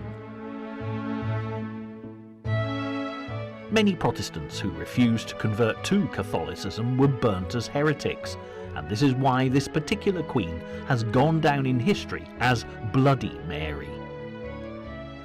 Nevertheless, Mary suffered with the same anxiety as her father over producing an heir, and she failed to give birth to a live child. To make matters worse, her half-sister, Princess Elizabeth, had many supporters keen to depose Mary in her favour, which would mean a return to a Protestant England, something the Queen couldn't countenance, and Elizabeth did well to come out of the Tower of London, where she was imprisoned at one stage alive.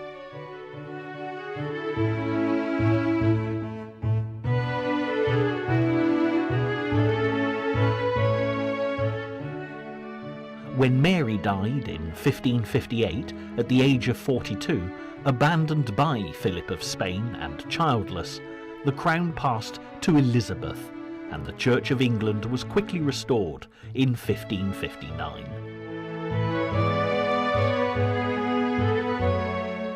Throughout her reign, Elizabeth had many suitors, but she chose not to marry, claiming she was married to England.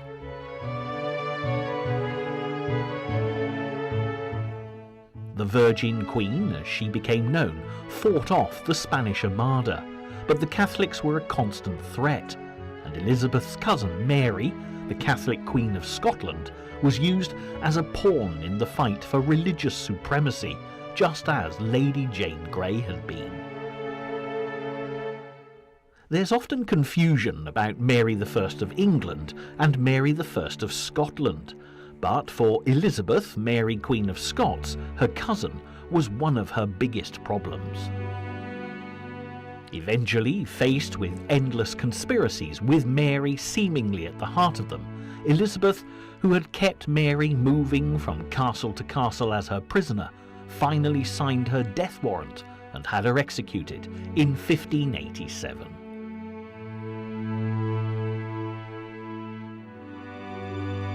Elizabeth I reigned for an incredible 45 years, but when she died in 1603, the inevitable problem of who would succeed the Virgin Queen meant the end of the Tudors.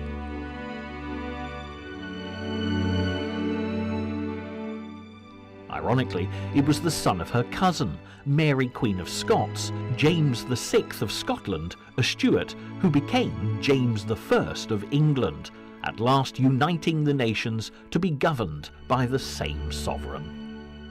The people had loved Elizabeth, but James I was not a popular king, and on the 5th of November 1605, Guy Fawkes and his fellow conspirators attempted to blow up the Houses of Parliament and the king.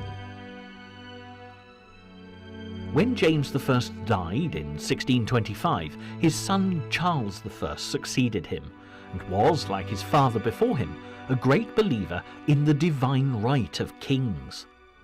Charles thought he was only answerable to God and no one else, but eventually this resulted in civil war, with the parliamentarians led by Oliver Cromwell in 1642.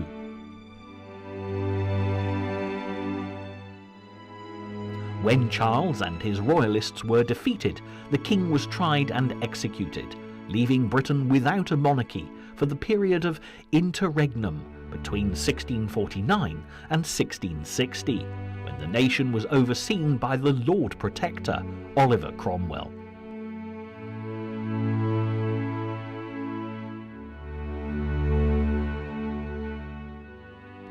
But Cromwell, just like the kings in whose footsteps he'd followed, planned his son to succeed him.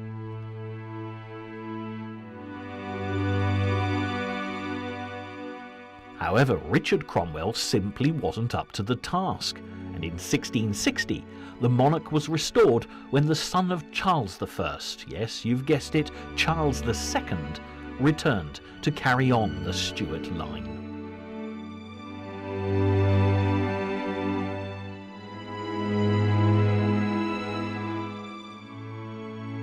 Charles II was glamorous, and brought an element of fun back to life after Oliver Cromwell's Puritanism, but he converted to Catholicism on his deathbed in 1685, and, with no issue, the throne passed to his brother James II, a practicing Catholic who intended to restore links with Rome, even if it meant going to war.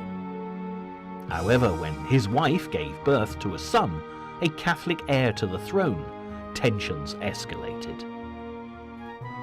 With the national crises again developing over religion, the Protestant William of Orange was invited to take the English throne, to jointly rule with his wife Mary, the daughter of James II. The royal couple were crowned in 1689, after James II went to live in exile in France.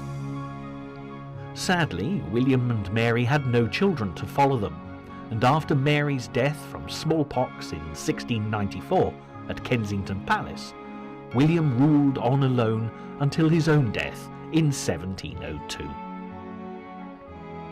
But the year before, the Act of Settlement was passed to ensure a Protestant succession, and when Queen Anne, the second daughter of James II, came to the throne in 1702, by which time all of her 18 children had predeceased her, the nearest Protestant relation was the German Sophia, Electress of Hanover, who became her heir.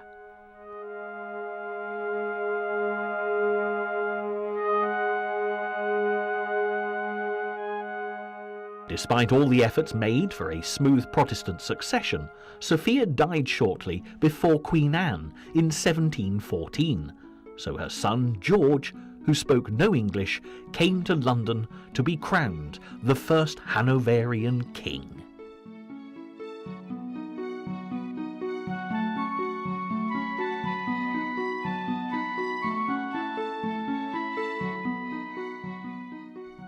This was far from popular with the British people, and with a Jacobite rising starting in Scotland in 1715, planning to restore the Old Pretender, the Catholic son of James II, to the throne, all was not quite as straightforward with the Hanoverian succession as had been hoped.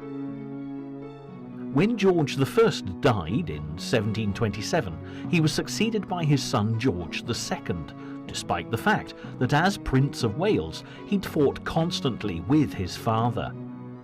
And history repeated itself as the new king's quarrels with his own son Frederick, Prince of Wales, were legendary. And as well as disharmony on the domestic front, George II was still far from popular with the people of Britain. When the Jacobites made another attempt to restore the Stuart line by putting Charles Edward Stuart, the Bonnie Prince, son of the Old Pretender, on the throne, they came incredibly close to succeeding. Bonnie Prince Charlie landed in Scotland in 1745, and after a conclusive victory over the British army at the Battle of Preston Pans, he marched south and got as far as Derby, with London in his sights. But a moment of indecision resulted in a retreat with disastrous consequences, and the rebellion ended at the bloody Battle of Culloden, where the victorious British took their revenge. The Bonnie Prince fled to Skye, rowed by the lovely Flora MacDonald, before escaping to France, and the Hanoverian George II continued his reign. It's possible George II wasn't too troubled when his heir, Frederick, the Prince of Wales, who he loathed, died unexpectedly after allegedly being hit on the head by a cricket ball, especially as he'd already ensured the succession, having given the old king a grandson. George II died in 1760, and his grandson became the next George in line, the third, and he was the first Hanoverian king born in Britain.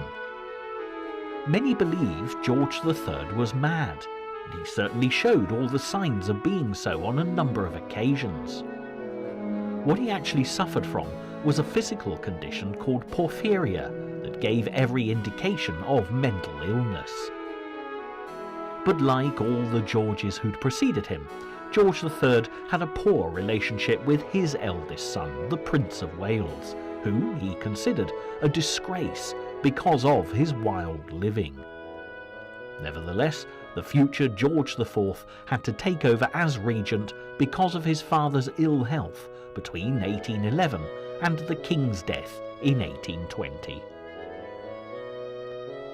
When finally crowned as George IV, the prince who'd waited so long to be king had a relatively short reign of just over 2 years, and one of his main claims to fame is the fact that he transformed Buckingham House into the beautiful royal palace we know and love today. And finally, after George IV, Britain got a king with a different name, William IV, his predecessor's brother. Despite speculation about fathering numerous offspring, George IV had only one legitimate daughter, who died in 1817, leaving no issue.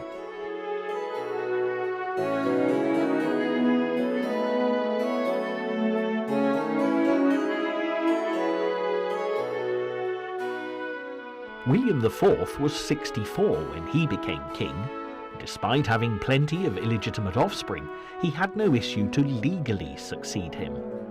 When he died in 1837, it was the end of the line for the Hanoverian men, and the crown passed to an 18-year-old niece of William IV by the name of Victoria.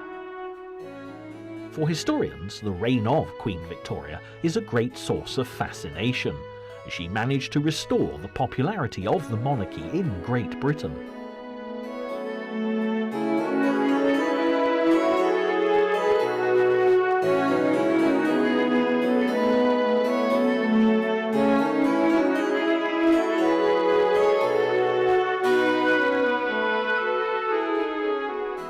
When Victoria married the German Prince Albert, to honour him, the royal house became known as Saxe-Coburg-Gotha.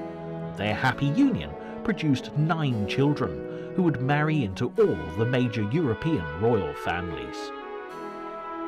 It's hard to find much Queen Victoria had in common with her Hanoverian predecessors, except that both she and Albert found the wild behaviour of their eldest son, the Prince of Wales, intolerable, resulting in a very strained relationship.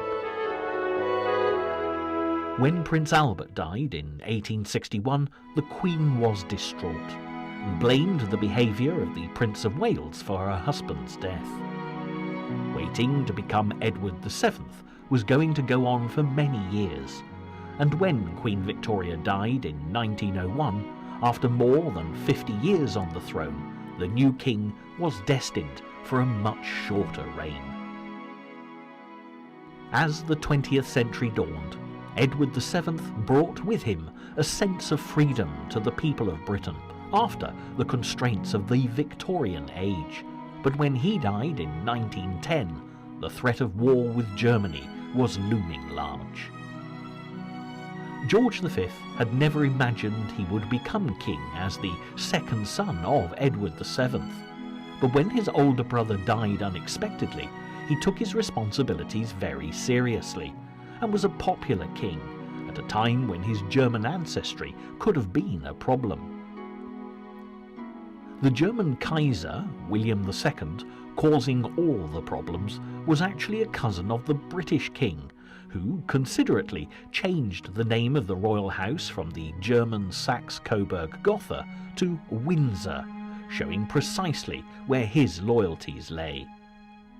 Nevertheless, World War I, fought between 1914 and 1918, resulted in the king suffering ill health in the post-war years, and when he died at Sandringham in 1936, another war with Germany was threatening to disturb the peace.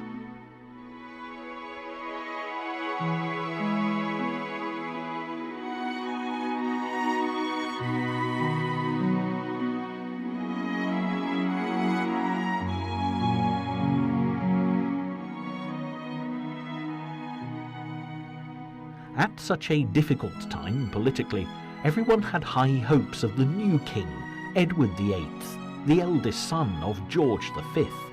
But his love for the American divorcee Wallis Simpson resulted in his abdication in December 1936.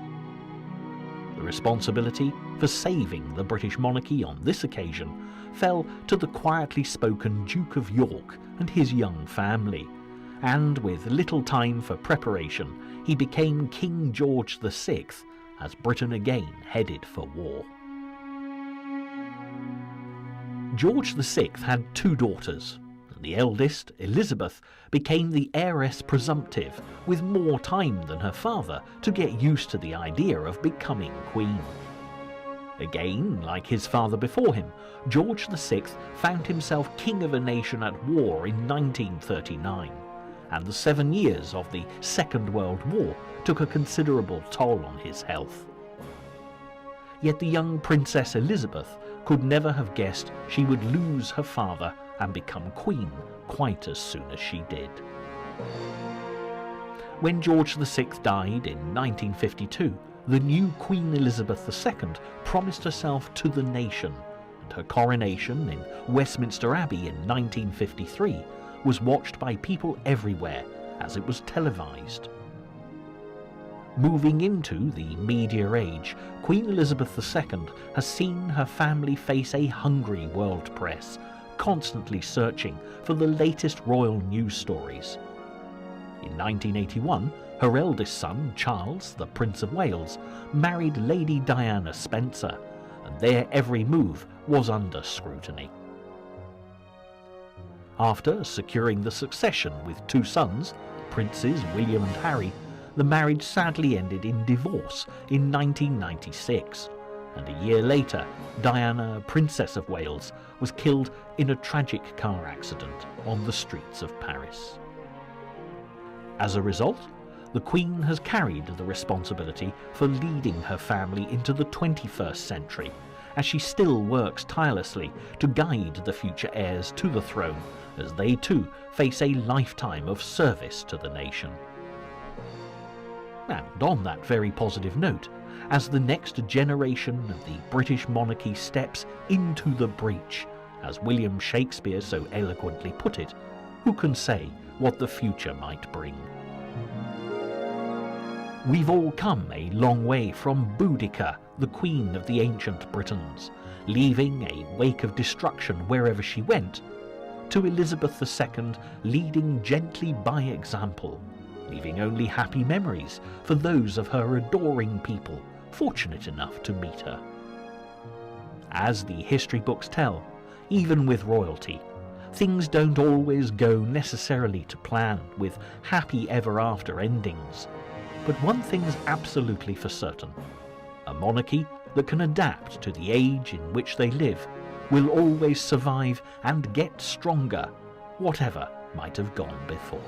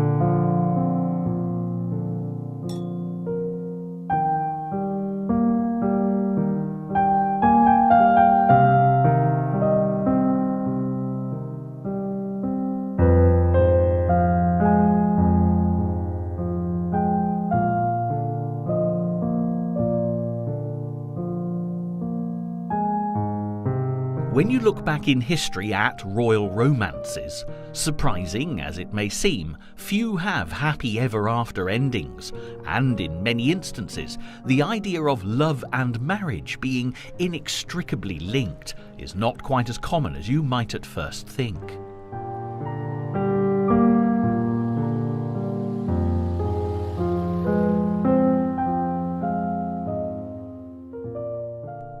In fairy stories, handsome kings and princes regularly sweep fair maidens off their feet, transforming them into princesses and queens. And although a rarer occurrence, a royal princess can create a prince out of the most unpromising of characters.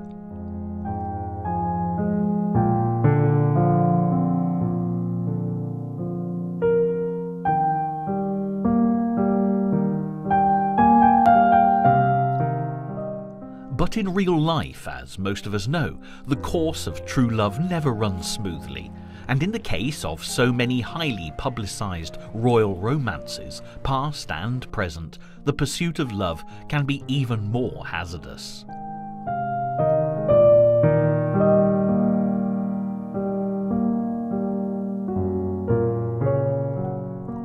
The main reason for this is the significance of the royal romance when it comes to the line of succession, as every royal dynasty down through the ages has relied upon a healthy supply of legitimate heirs to consolidate its right to rule.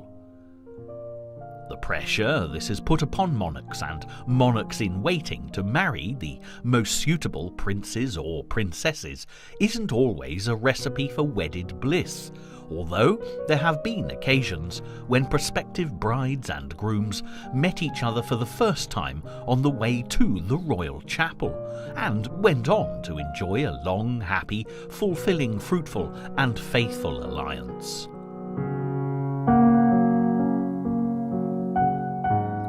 Now, should you be thinking that this all sounds very contrived and calculating, as images of the chivalrous King Arthur in full knightly attire astride a galloping white charger in search of Queen Guinevere spring to mind, you do sometimes have to delve a little deeper. And when it comes to romance, things aren't always as straightforward as history might at first glance suggest.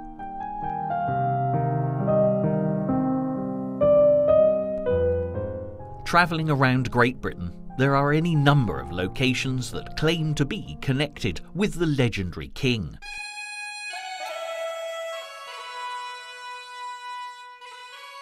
From the mountains and valleys of Wales,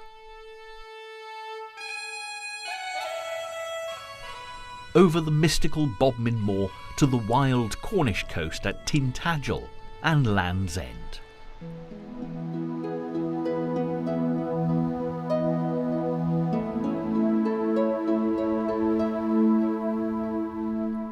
But if you're looking for Camelot, King Arthur's legendary court where he presided over his magnificent round table, your journey could well bring you to this Roman fort at Caerleon in Gwent on one day and take you to the Great Hall at Winchester the next.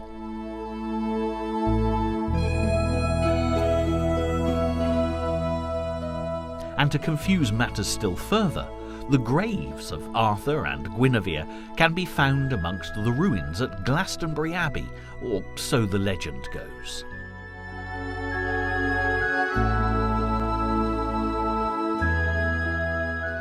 The story of Arthur and Guinevere is still the foundation for many books and films, with each new generation that discovers this all-time great romance telling their own version of royal love and loss.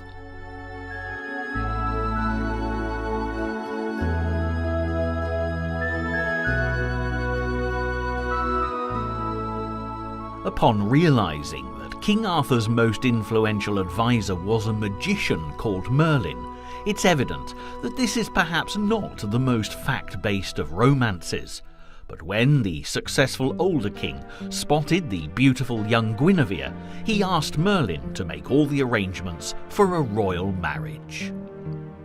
Merlin was reluctant to do so, as he could see into the future and believed any union between the pair was doomed. Even so, when pressed by the love-struck Arthur further against his better judgment, Merlin arranged the marriage, which was celebrated the length and breadth of the land.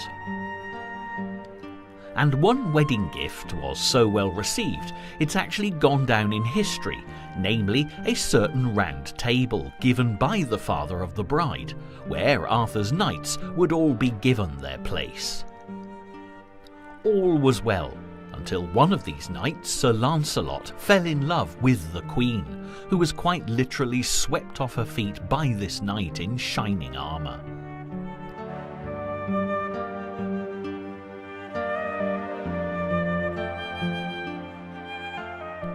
Merlin's words of warning proved to be well founded, and King Arthur's Camelot was shattered.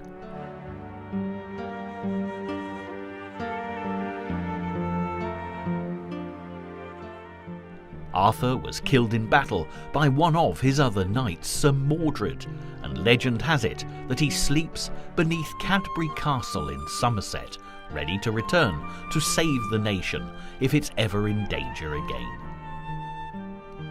In fact, whatever their differences in life, it's said that all of Arthur's knights are also sleeping here in case their services are ever needed. Interestingly, this hill is just a short distance from Glastonbury, making the graves amongst the abbey ruins rather redundant, nothing more than a good story promoted by the monks to bring them pilgrims and prosperity. Placing all this historically is rather tricky, as any evidence of a King Arthur belongs to the 5th century AD, just after the Romans left Britain. But the popular image we all have of Arthur and his queen is far more in keeping with the 12th century.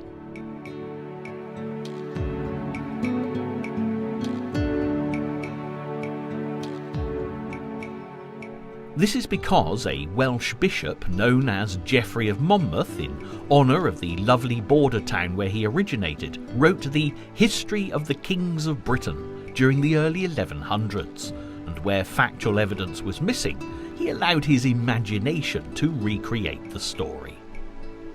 This just goes to show how careful we need to be with history. And when it comes to romance, there are many royal tales told that have been subject to fanciful interpretation over the years. So, after the classic love story of Arthur and Guinevere, we'll move on to a more accurately recorded era, well, at least for the times and places of births, marriages and deaths, if not for the more secret matters of the heart.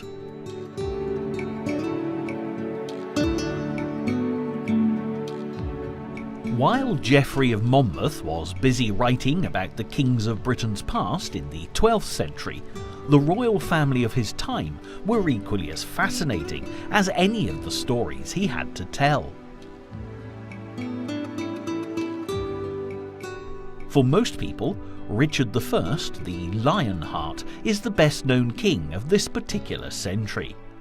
With his connections to the Robin Hood story, there's a great deal of romance surrounding him, but his own marriage to Berengaria of Navarre was far from successful, in part due to his constant absences away on the Crusades. It's been suggested, though, that this was not the reason for the lack of offspring, as some think that it was his wife's brother Sancho who was the real object of his affection, and the royal marriage was never actually consummated. It's therefore fair to say that Richard I is perhaps not the best of kings to feature in this programme, despite early indications to the contrary, and it is in fact Richard's father, Henry II, who's more to offer the true romantic in search of a king who knew how to woo the ladies. Even as a young man, Henry of Anjou was a handsome hero and a force to be reckoned with. His mother, Matilda, had been promised to the throne of England after the death of her father, Henry I, who made the barons promise to accept her as his heir. When he died, they reneged on the deal, and the crown passed to his nephew Stephen. This resulted in years of civil war that was only resolved when young Henry raised an army and King Stephen agreed to name Matilda's son as his heir.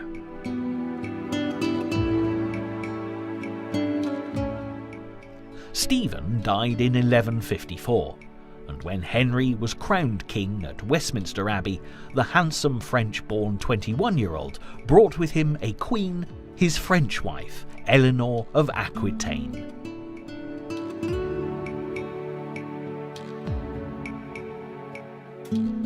It was an interesting match, with the bride being about 11 years older than the groom, and she'd previously been married to the French sovereign Louis VII. Eleanor claimed she had thought to marry a king only to find she'd married a monk, and the charismatic, passionate, well-educated woman, who'd also been the most eligible heiress in all of France, sought an annulment from the Pope, which was granted on the grounds of consanguinity, that basically means they were too closely related. Ironically, she was even more closely related to Henry, her second husband, and if rumours are to be believed, she had an affair with his father before him, which resulted in Geoffrey of Anjou advising his son against marrying his chosen bride. It's possible that the chemistry between Eleanor and Henry was electric in the early days, but overall the marriage was as stormy as both of their personalities. That Henry was unfaithful to his queen is undisputed, and his choice of mistress was varied to say the least. The mother of his illegitimate son, Geoffrey, who went on to become Archbishop of York, was described by a medieval writer at Henry II's court as being a base-born common harlot who stooped to all uncleanliness.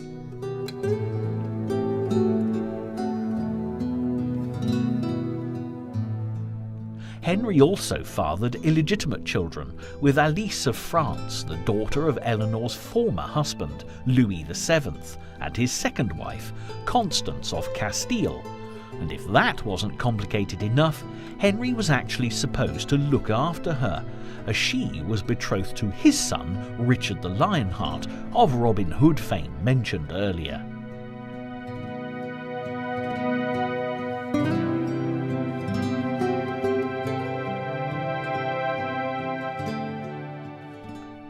Over a period of 13 years, Eleanor provided Henry with 5 sons and 3 daughters. But by the time the last child, John, was born, the marriage was in effect over.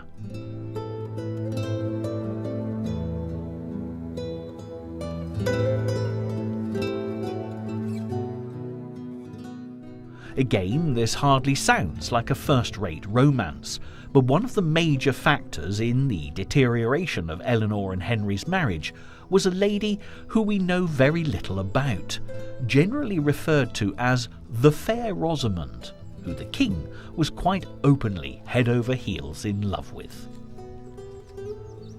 To discover more, we need to travel to the beautiful Gloucestershire countryside where England meets Wales.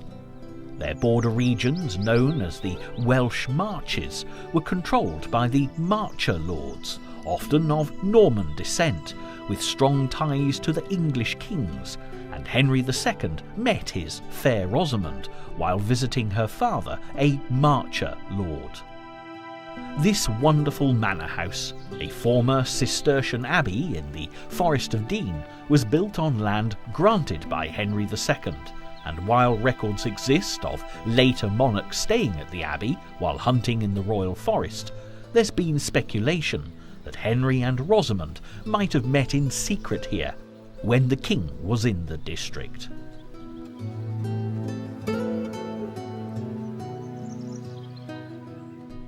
Nevertheless, this royal love story is most frequently associated with Woodstock in Oxfordshire, where the magnificent Blenheim Palace stands today.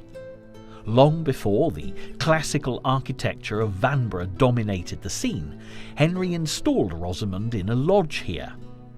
Legend has it that Eleanor discovered what's become known as Fair Rosamond's boa, and the jealous queen is alleged to have poisoned her rival, who died in 1176.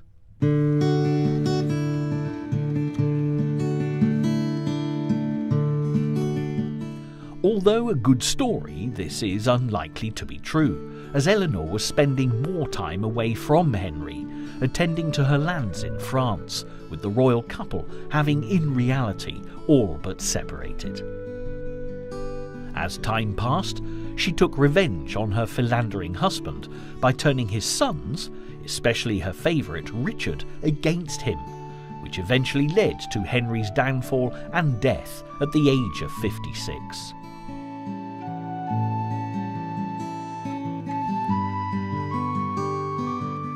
It's been reported that when Henry had no choice but to make peace with his son Richard, he secretly whispered, "May the Lord never permit me to die until I have taken due vengeance upon you." The Queen of Aquitaine had over time proved to be more than a match for her unfaithful husband, and as she outlived both Henry II and their son Richard I, dying at the incredible age of 82, her influence as the Dowager Queen continued into the 13th century, making Eleanor a veritable tigress to her son's lion heart.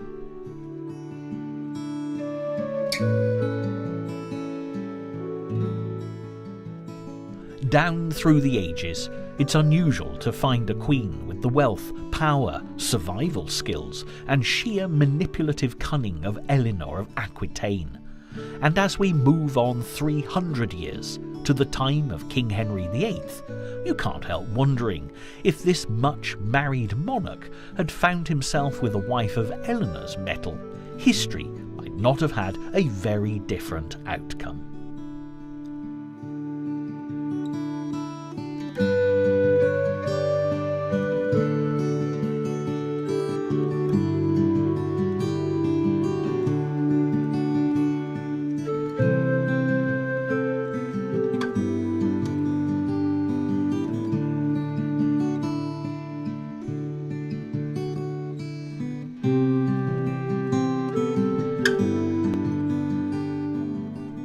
When Richard III of the Royal House of York famously cried, a horse, a kingdom for a horse," in the version of events dramatised by the great bard of Avon William Shakespeare, he was engaged in the fearsome Battle of Bosworth Field. If popular legend is to be believed, in a fight to the death with Henry Tudor of the House of Lancaster, the crown, which Richard had worn into battle, fell from his head just before he was killed. Symbolically, the crown was retrieved from a bush and placed upon his victorious opponent's head, ending the War of the Roses, fought between the Yorkists and the Lancastrians for 30 years. To unite the two houses, the newly crowned King Henry VII went on to marry Elizabeth of York, and as the first Tudor king chose a rose emblem that combined the white rose of Lancaster with the red rose of York.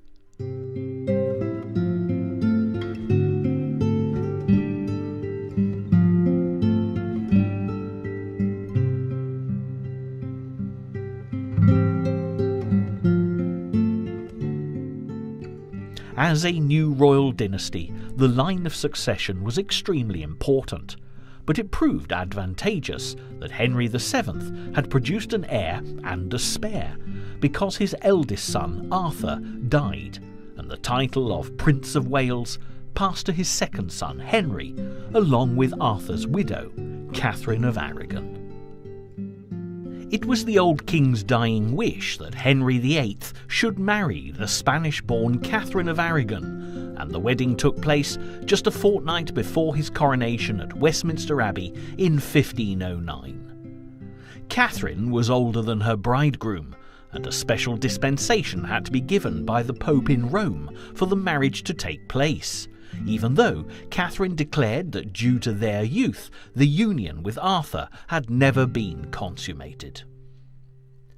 At this time, Henry was nothing like the usual images we have of him in older age, being just 18, handsome, cultured, and athletic. Queen Catherine without doubt adored him, and although aware that the king was often unfaithful to her, she remained constant to her husband her whole life long.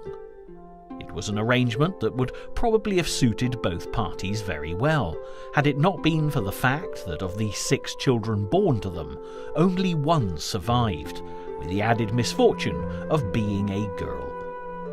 The Tudor dynasty required certainty, and the last time the crown had been destined for a female heir, Matilda, the result had been civil war when her cousin Stephen usurped her.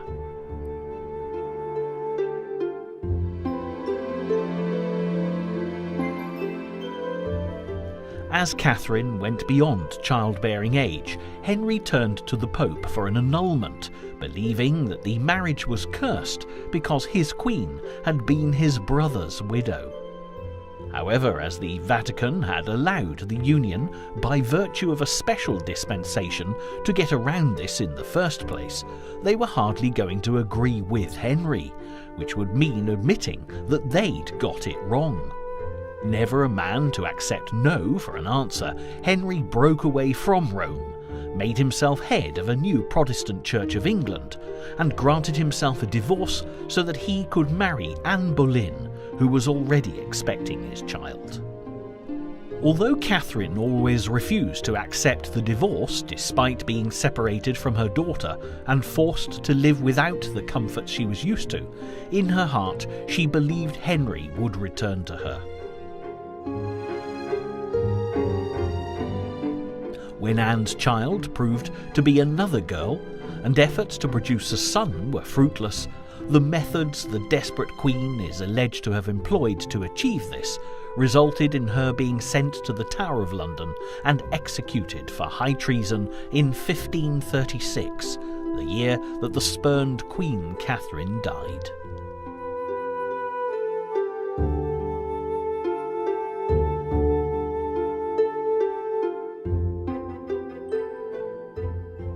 As we all know, Henry went on to marry again, and with his next wife, Jane Seymour, produced the son and heir the Tudor king had so longed for. It's possible love would have blossomed between them had she not died as a result of the birth, and the wives that followed failed to capture the ageing Henry's heart. When Henry VIII died, his only son succeeded him, but the Tudor line was anything but secure. The scramble for power was far from dignified, and it was only when the crown finally reached Henry's daughter, Elizabeth, the child of Anne Boleyn, that the stability of the Tudor dynasty was assured.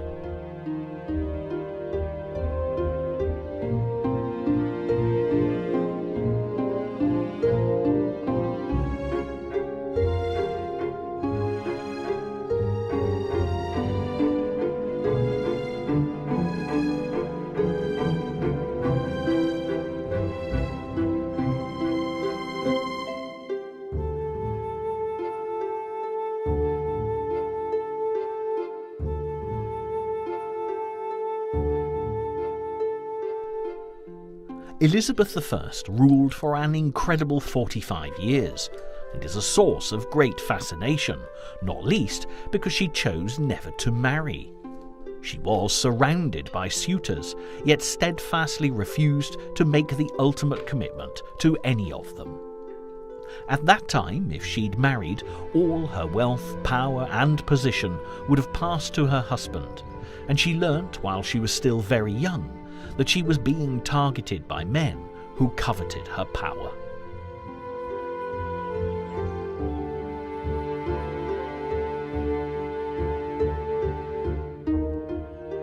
After Henry died, the then Princess Elizabeth became the ward of her father's surviving wife, Catherine Parr. Interestingly, when Henry had noticed Catherine, more for her compassion to care for him as his health deteriorated than for her sexual prowess, she'd been in love with Thomas Seymour, the brother of Henry's third wife, Jane, but it would not have been wise for her to say no to the king. So, not surprisingly, within months of Henry's death, Catherine and Thomas married, giving Seymour intimate access to Elizabeth, and there's speculation that his attentions towards the young, impressionable girl were not altogether appropriate. When Catherine died in childbirth a year later, without doubt Thomas Seymour planned to marry the future Queen Elizabeth. But when this didn't work out, he changed tack and tried to kidnap Elizabeth's half-brother, the boy King Edward VI. Consequently, Seymour was caught and sent to the Tower of London on charges of high treason, where he was eventually executed, and legend has it that Elizabeth was heard to comment, "Today died a man with much wit and not much judgment."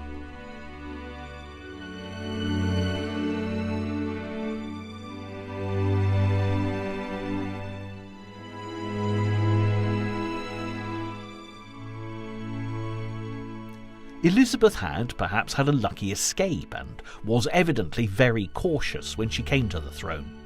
Some have suggested that as the love of her life, Robert Dudley, Earl of Leicester, was already married, the new queen vowed she'd have no other husband.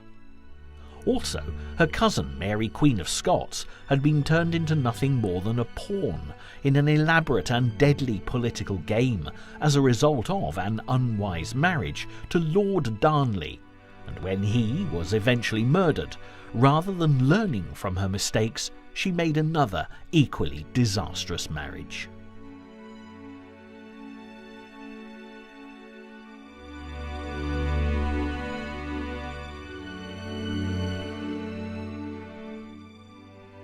The consequence of this action was the imprisonment of the Scottish Queen by Elizabeth for almost 20 years, when she finally signed Mary's death warrant, as her Catholic cousin had become too much of a threat, alleged to be at the heart of conspiracy after conspiracy.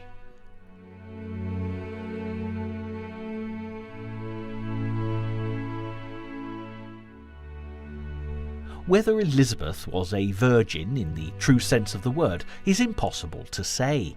Even so, that she loved passionately is beyond question.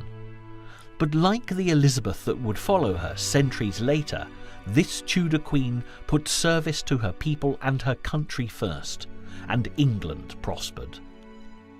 What happened after her passing, even she couldn't control, although ironically, Elizabeth named her cousin Mary Queen of Scots, only son, heir to her throne.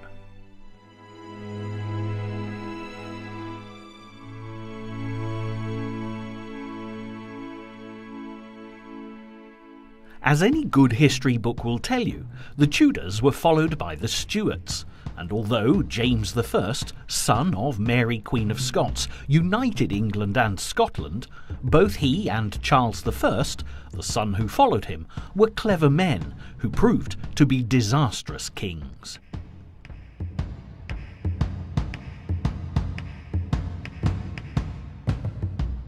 Charles I was a great believer in the divine right of kings and refused to listen to Parliament until, of course, it was too late.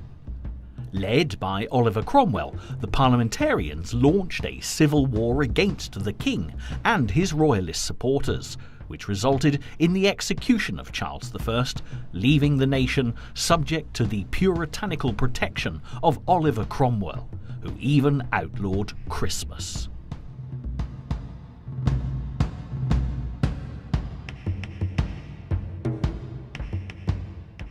Needless to say, when the Commonwealth under Cromwell's control came to an end in 1660, the people of Britain were ready for some decadence and fun. When Charles II returned from exile in France to be restored to the throne, the Merry Monarch, as the handsome Charles was known, led by example.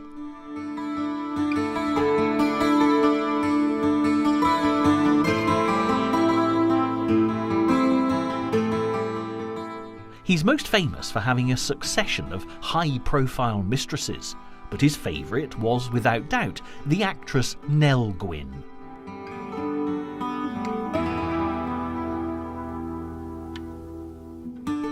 Instead of turning the people of Britain against him, Charles's popularity rose to new heights for loving a commoner. It's alleged that on his deathbed, the king's last words were, "Let not poor Nelly starve." And Charles's successor, his brother James II, paid off Nell's mortgage, all her debts, and granted her a substantial pension, which does add credence to the tale. Despite Charles II producing a plethora of illegitimate offspring, he lacked an heir apparent, which is why his brother succeeded him. However, this did weaken the House of Stuart considerably, and after the demise of Charles II's nieces, the people of Britain were told, "Queen Anne's dead," and with her, so was the Stuart hold on the throne.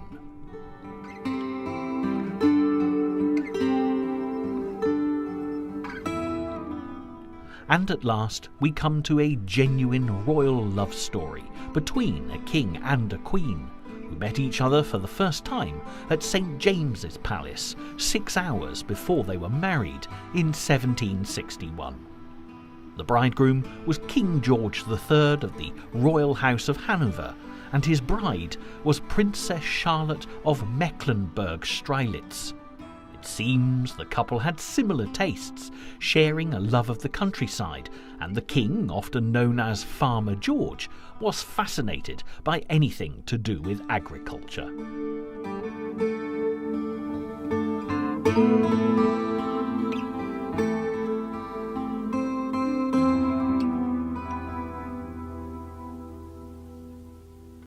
The happy pair produced a huge family, consisting of 15 children, and despite almost every king to have gone before him keeping a fine collection of mistresses, this deeply religious George remained faithful to Queen Charlotte throughout their marriage.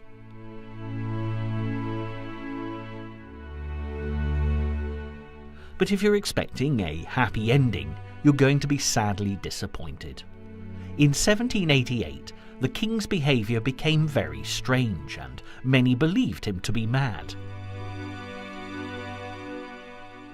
A later episode found him addressing a mighty oak tree as the King of Prussia, and eventually his eldest son, the future George IV, took over as Prince Regent in 1811.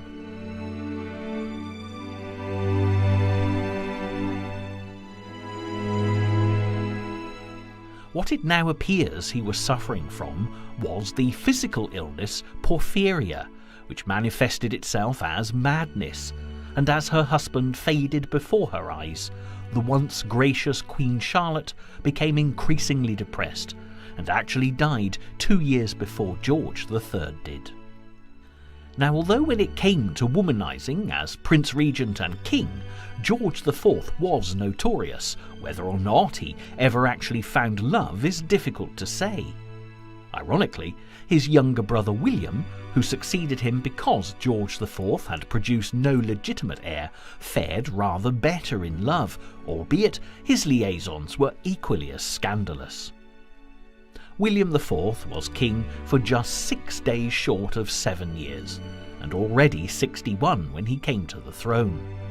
A naval man known for his colourful language and a forthright lack of tact, despite the nickname Silly Billy, endeared himself to the great British people, being far more down-to-earth than his older brother.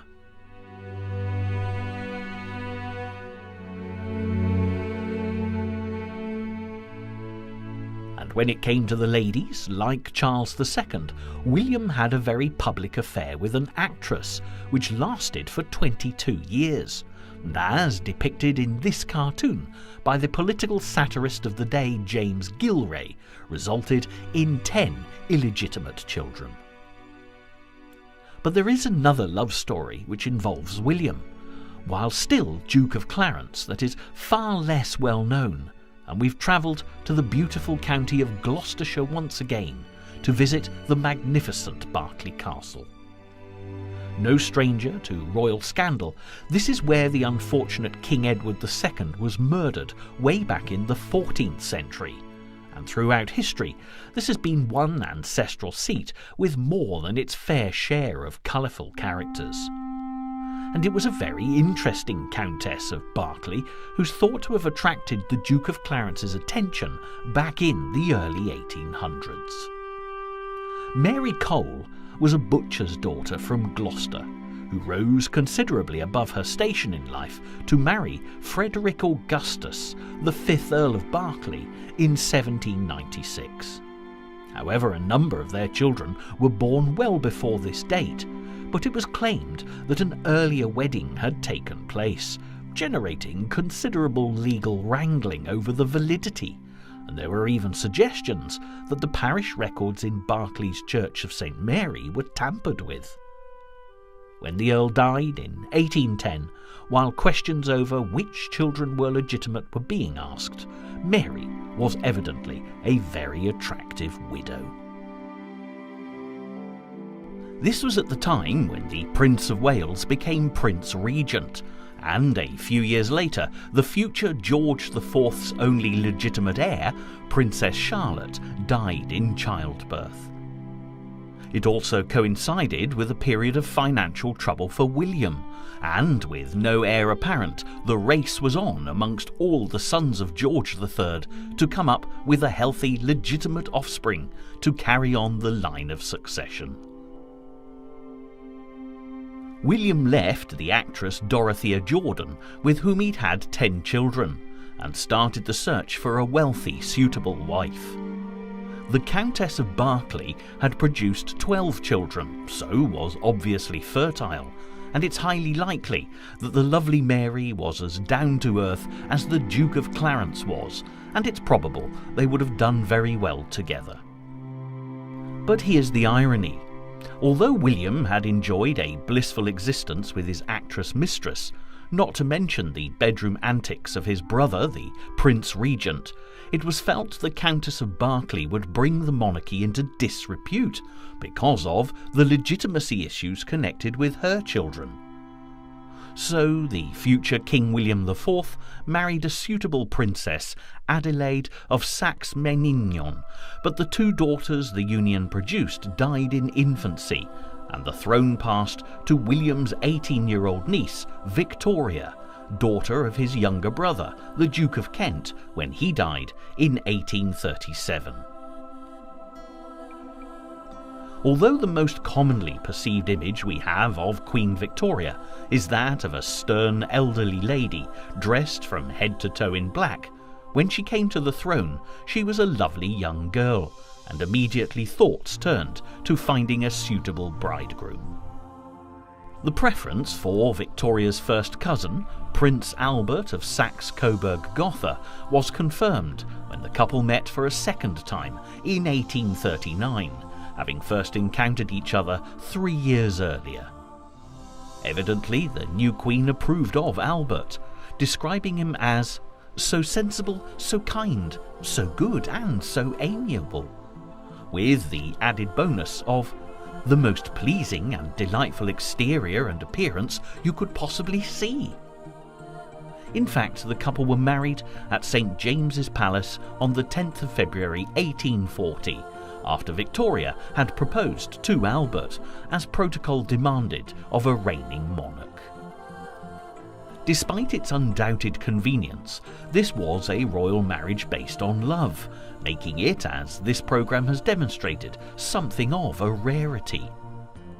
9 children were born to the happy couple between 1840 and 1857, as family values were restored to the nation after the long run of wild-living princes and kings. Today, many of us associate this period of history with Christmas, and we owe some of our best-loved seasonal traditions to the gifts bestowed by the German-born Prince Albert upon his wife and family. The most famous of these has to be the Christmas tree, which Albert arranged as a special surprise. For centuries, the Germans had decorated trees in a midwinter festival, covering the bare branches of mighty oaks with brightly coloured rags to encourage the tree spirits to return and make the leaves grow again. Eventually, with the arrival of Christianity, this practice was moved to Christmas, with a fir tree substituted for the oak, thanks to its triangular shape representing the Father, Son and Holy Ghost. Further adornments were added when the priest Martin Luther used candles on a fir tree for a special Christmas Eve service, and when Prince Albert presented his family with a beautifully decorated tree, it was an act of love and very romantic indeed. When news of the royal Christmas tree reached the people of Britain, the next year everybody wanted one, and since Victoria's reign, no traditional Christmas would be considered complete without a festively decorated tree. Where the royal family led, the rest of the nation was bound to follow, and another of Prince Albert's loving gifts to Queen Victoria further encouraged a great British summer tradition. The concept of a seaside holiday had been popular since Georgian times, and Prince Albert was instrumental in creating the magnificent Osborne House on the Isle of Wight as a royal seaside retreat for his hard-working wife.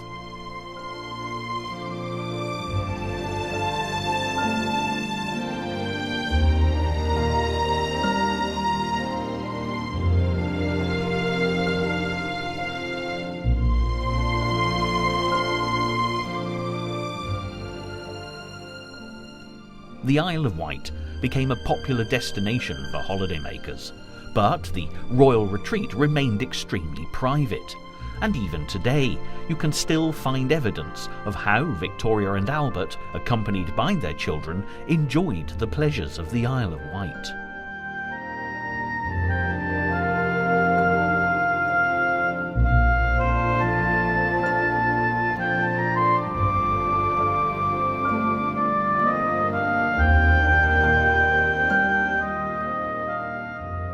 The nearest village to Osborne is Whippingham, and the magnificent church of St Mildred was where the royal family worshipped when they were in residence.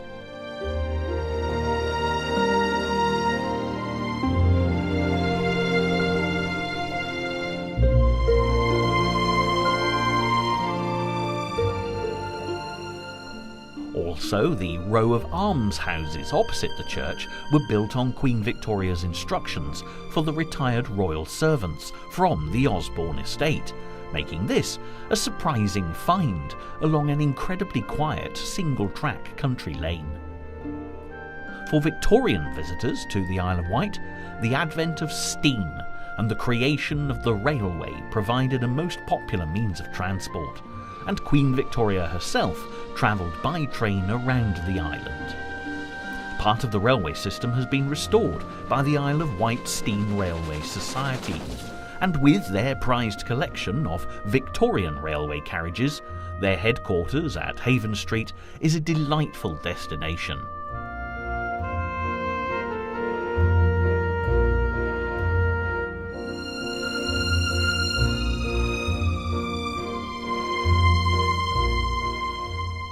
However, you won't find any steam engines stopping at Whippingham, despite the fact that the station building still stands.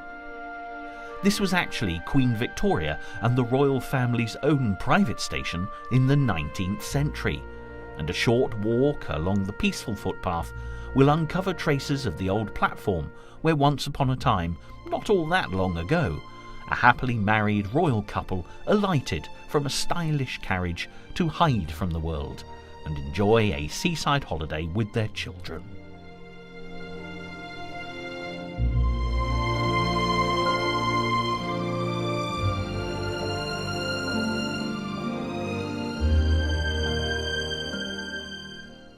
With the strict demands of protocol, it must have been a strain at times for Prince Albert to be head of the household when his wife was the Queen. Yet there are plenty of memorials to Prince Albert in his own right, with the most grand built upon the orders of Victoria.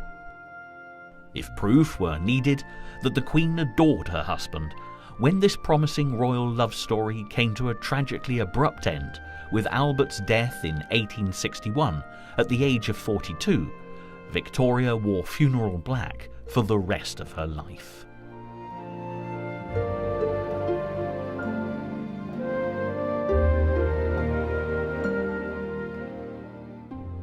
For 13 years, Victoria went into deep mourning and refused to appear in public, retreating to Osborne and the other home Prince Albert had rebuilt for her at Balmoral in Scotland whenever she could.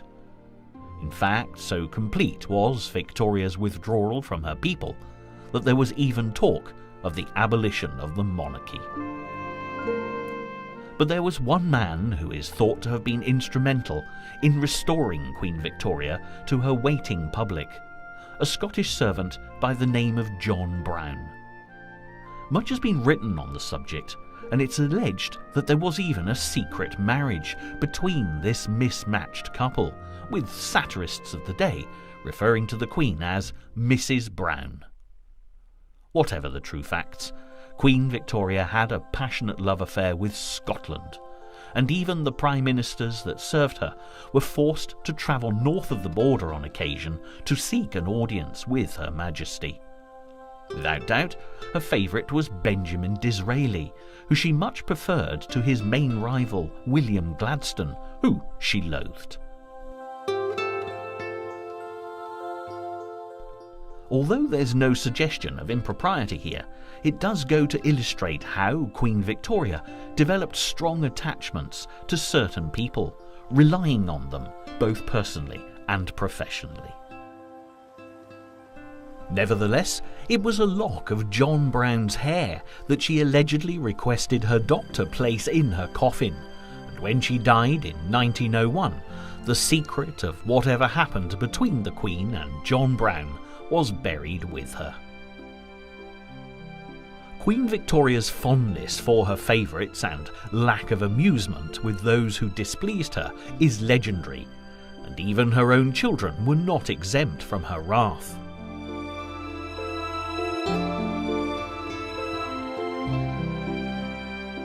The Prince of Wales, her eldest son Bertie, was constantly out of favour with his mother, in part because she blamed him for the early death of his father, her beloved Prince Albert. And when it came to the Prince of Wales's feelings for his mother, a lifetime facing her disapproval perhaps fuelled his wild behaviour rather than curbed it. In fact, when she died, one of the first things the 59-year-old did was give Osborne House to the nation, supposedly as a memorial to his mother. However, it's been suggested that the new King Edward VII was thrilled to get rid of the house where he'd been so dominated. King Edward VII is perhaps best known for keeping a succession of glamorous mistresses, and whether or not he was truly in love with any woman is very hard to judge. No doubt the most eminent psychiatrist of the day, Sigmund Freud, would have had much to say on the subject, but although the king may have struggled with love, he certainly inspired others, namely his people, his mistresses, and most of all his wife, Queen Alexandra. Whatever her husband's well-publicised misdemeanours, the elegant and dignified Danish princess he'd had the good sense to marry stood resolutely at his side, taking consolation in the fact that she believed the king always loved her best.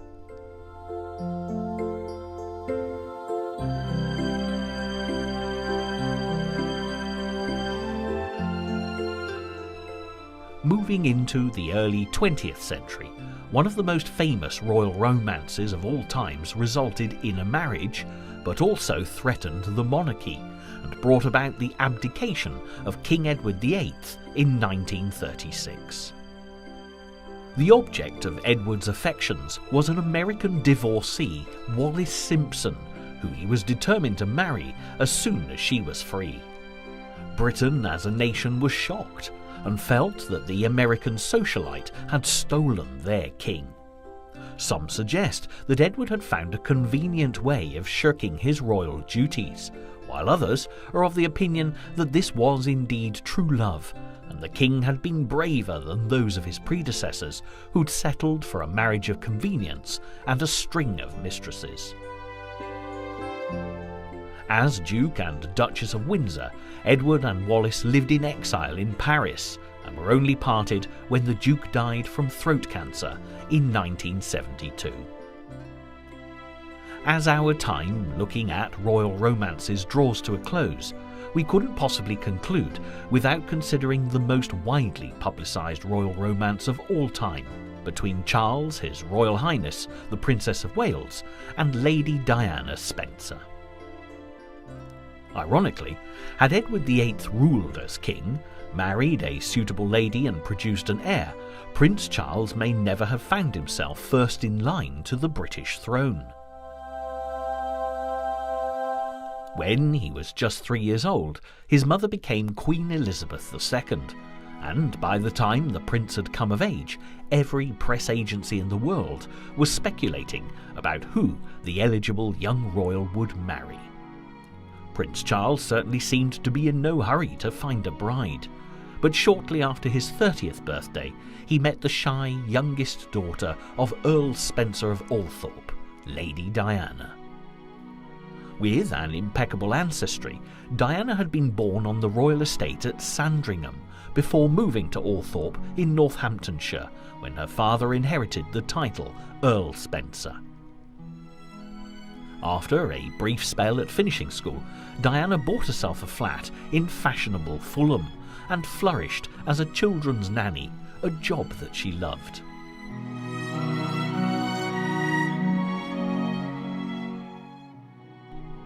before long, it wasn't only Prince Charles who'd been captivated by Diana. The British public started a love affair with the future Princess of Wales that would last for all time.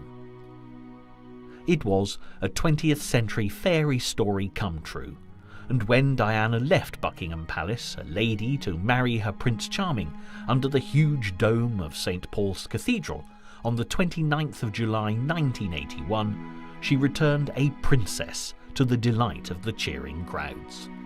London was in a mood to celebrate the royal wedding that heralded a new age in the history of the British monarchy. In a few short years, the new Princess of Wales blossomed into a delightful young woman with a unique style of her own. And after the birth of two sons, Prince William and Harry had secured the succession and fulfilled one of her most important royal duties as a future queen. But things were not all that they might have seemed, and eventually both Buckingham Palace and the British government had to admit that the romance was over, and the Prince and Princess of Wales were divorced in 1996.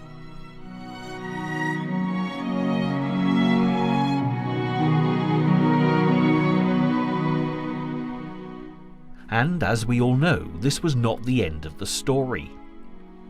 Even stripped of her HRH status, Diana, Princess of Wales, was still adored wherever she went, and for just the briefest of moments it appeared that she was succeeding in building a new life for herself.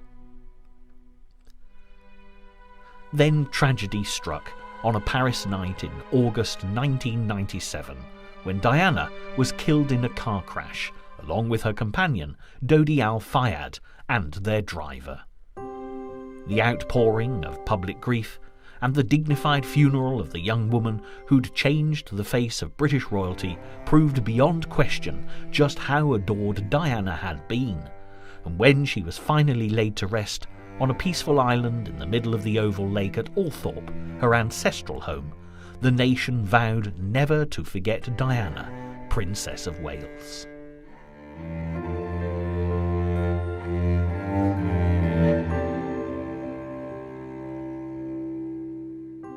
It's a promise that's been kept, and as the years go by, visitors to Althorpe in Northamptonshire and the London residences that Diana called home, from the charming flat in Coleherne Court to the regal elegance of Kensington Palace, we are constantly reminded that Diana, the people's princess, once passed this way. The fairy tale may not have ended as everyone, not least Charles and Diana, had hoped, but this story nonetheless qualifies as a royal romance of its time. Throughout history, there have been many more royal romances than those featured in this programme, and in truth, so long as the monarchy survives, there'll be many more to come. Ironically, it isn't only the members of the royal families of the past for whom true love ran smoothly who are most fondly remembered, because, just as is the case in popular novels, when it comes to romance, whether royal or otherwise, there's always room for secrets and intrigue, alongside the hearts and flowers.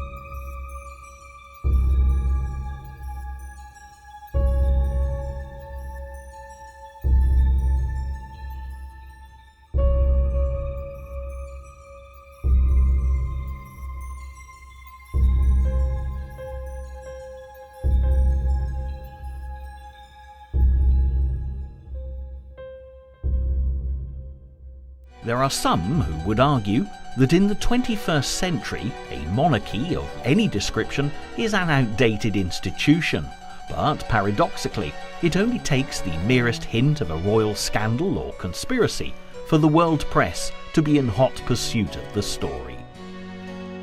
What's more, any newspaper or magazine fortunate enough to get a royal exclusive, even in our modern age, is guaranteed to increase circulation dramatically, suggesting that there is as much interest in the monarchy as there's ever been. So how did it all begin? Well, for the British, the answer to that question is quite simply when the first kings and queens emerged from the warring tribes of ancient times to wear a crown and sit upon a throne. However, they had to do a great deal more than that. Kings, or queens for that matter, had to be fierce warriors, not only to seize power, but also to withstand challenges from their fellow countrymen and foreign invaders, and the term hostile takeover back then meant precisely that. In today's multicultural society, we can all claim very different ancestries, and whether black-haired, dark-eyed Celts, blonde-haired, blue-eyed Anglo-Saxons, or in more recent times of Asian and African extraction, the melting pot of diverse peoples that make up the British Isles creates an ever-changing anthropological landscape. The first invaders to really make an impact were the Romans, who arrived in force in 43 AD. The ancient Britons fought hard to resist, the most remembered being the mighty warrior queen Boudicca, who certainly gave the Romans a very tough time, even though it was to no avail. But there was little conspiracy or scandal at play. These were brutal times, where rising to power was a dangerous business, and if someone was plotting against you, little was done to hide it.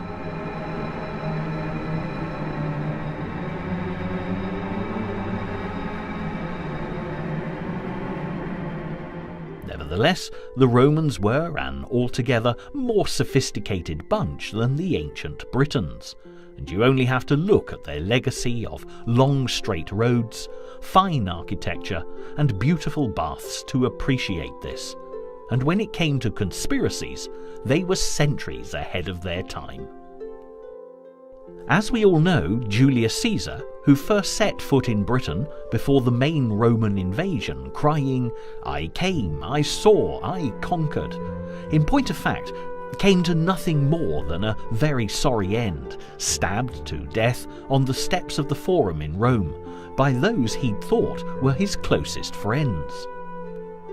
Eventually, the scandals and conspiracies in the Roman Empire, which were as lethal as they were legendary, proved to be a major factor in Rome's downfall, and as they departed Britain's shores in the 5th century AD, there were other invaders ready to take their place. The first of these were the Saxons, and it took them just over 2 centuries to force the native Celts out of England into Scotland and Wales, before splitting the nation further into 7 kingdoms. This was still a bloodthirsty age, and each successive king fought for dominance over his neighbours, until finally Egbert of Wessex became the first acknowledged king of all England in 829. When Egbert died, he was succeeded by his sons and grandsons, rather than the 7 kingdoms once again going into battle for supremacy, and the concept of a line of succession has been an integral part of the monarchy ever since. But naturally, because there were plenty of would-be kings who were not the heir apparent, or even the heir presumptive, the motivation for some of the greatest scandals and conspiracies in the history books took shape alongside the notion of a hereditary monarchy. As the centuries passed, and the Anglo-Saxon kings were toppled by marauding Vikings, only to be restored to the throne again, some monarchs proved excellent, while others were worse than useless. However, the next big change came when King Edward the Confessor died in 1066.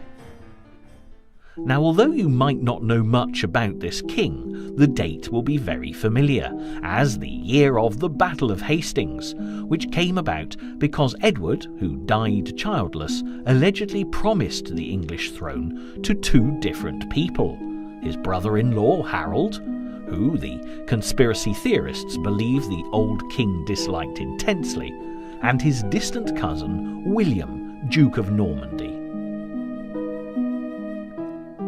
Quickly Harold stormed to power, but when William brought an invasion force from France to dispute the succession, he defeated Harold at the Battle of Hastings, and the Norman conquests changed the face of Britain and the aristocracy beyond recognition.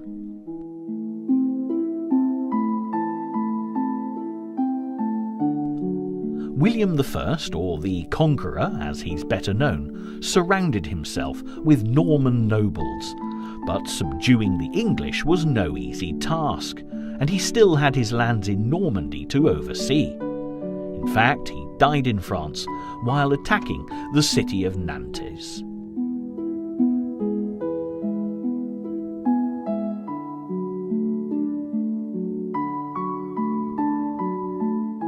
Now, as you might guess, tact and diplomacy didn't play a huge part in the Norman conquests, but William I, like all of his predecessors, had a big problem. He couldn't live forever. Unlike Edward the Confessor, though, he had an heir and a number of other sons, but he thought the eldest wasn't tough enough to rule England, so he chose William, his third son, to succeed him. A recipe for conspiracy if ever there was one. William II died in very suspicious circumstances, and was succeeded very speedily by his brother Henry I, whose reign ended when he died of food poisoning. It's believed Henry may have been involved in William's death, but this early history proves beyond doubt that when the succession isn't clearly defined, there's always going to be trouble. For most people, the best-known example of royal brothers conspiring and fighting amongst themselves to decide who should become king is that of Richard the Lionheart and his brother John, not least because of their appearance in the legend of Robin Hood. Part of the problem in this instance was the refusal of their father, King Henry II, to name his heir, setting son against son, as conspiracy became as important a part of the line of succession as birthright.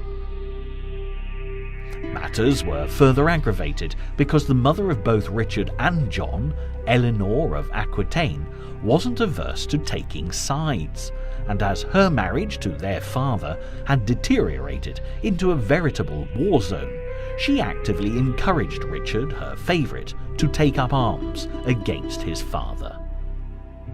When Henry II died at the French castle of Chinon in 1189, he'd finally named Richard, his third son, as his heir.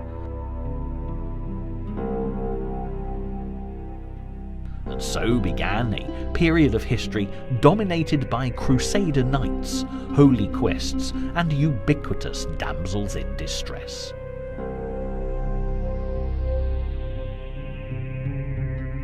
The legend of Robin Hood tells the story of the noble Robin of Locksley, a supporter of King Richard the Lionheart and his crusades to the Holy Land.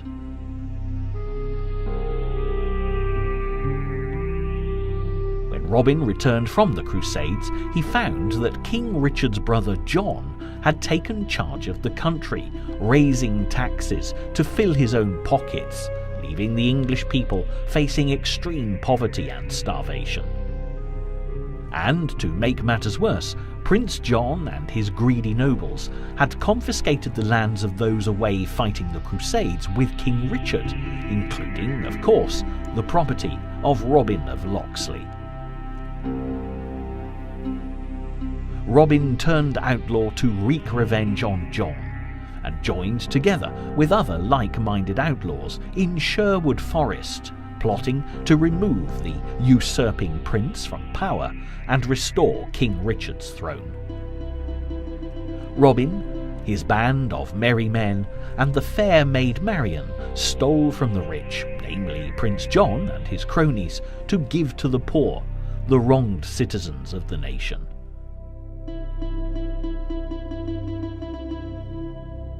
Eventually, just in the nick of time, King Richard returned to send his wicked brother packing, and Richard's grateful subjects rejoiced at their liberation from Prince John's tyranny.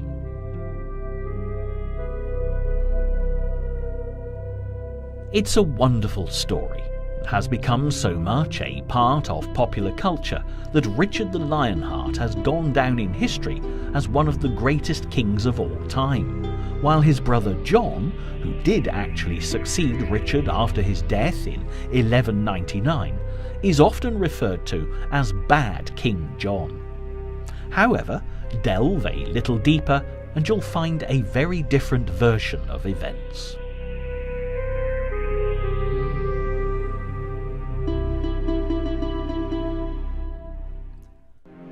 Richard the Lionheart ruled England for 10 years, but was only ever actually in the country for a total of 7 months. It was Richard and not John who raised most of the taxes to fund the Crusades and pay for his ransom when he managed to get himself captured by the Emperor of Germany.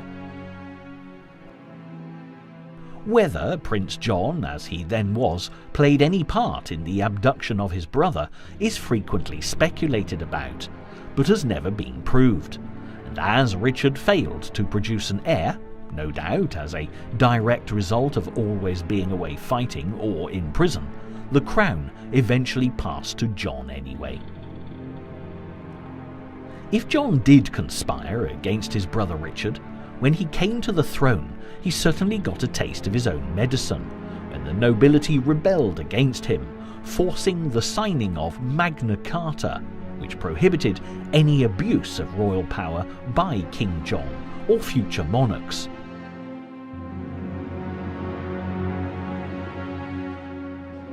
And in the real history books, rather than the tales of Robin Hood, this is what he's most remembered for.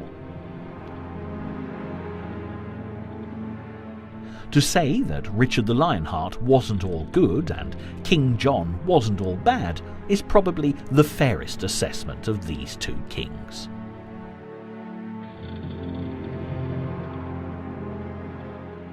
However, as we all love a courageous, handsome hero and a deliciously evil villain, chances are that the legend as told in Robin Hood will live on, because inevitably the truth will never be allowed to get in the way of this particularly good story.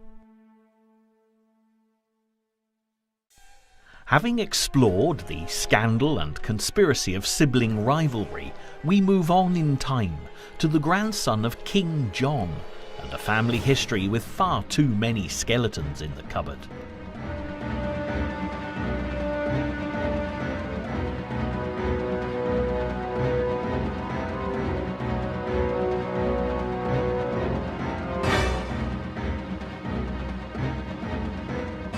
Our story begins with the father of this unhappy dynasty, Edward I, who became king in 1272. At 2 meters tall, he was nicknamed Longshanks, as he stood head and shoulders above the majority of his countrymen, and was, without doubt, a warrior king.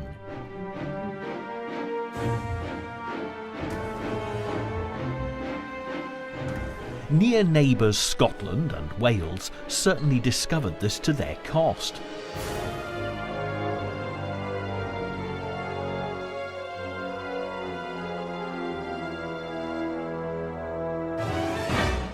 And Edward's deviousness and brutality have become legendary, in part due to the success of the blockbuster movie Braveheart, which tells the story of William Wallace and his valiant attempt to liberate Scotland from English rule.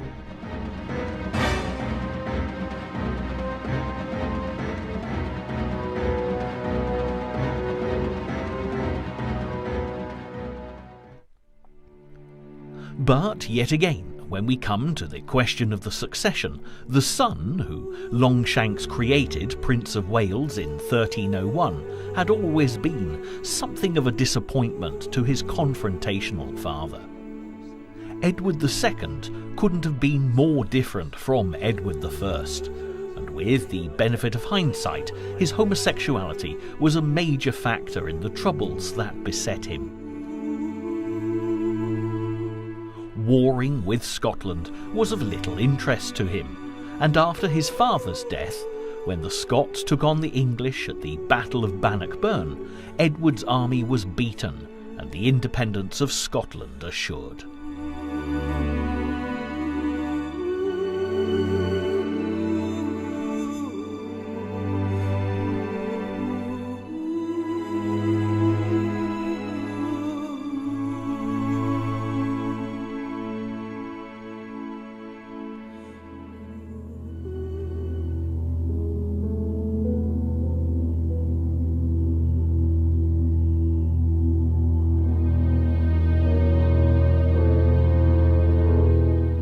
And so we come to Berkeley Castle in Gloucestershire, where Edward II was brutally murdered in the most horrific circumstances.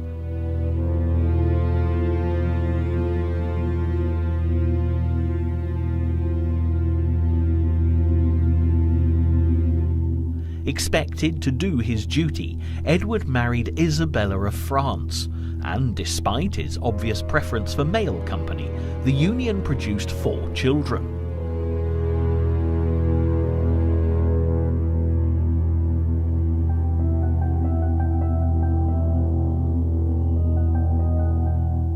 However, Isabella has gone down in history as a woman scorned, and when she took her revenge on Edward II, the fury of hell would have been mild by comparison.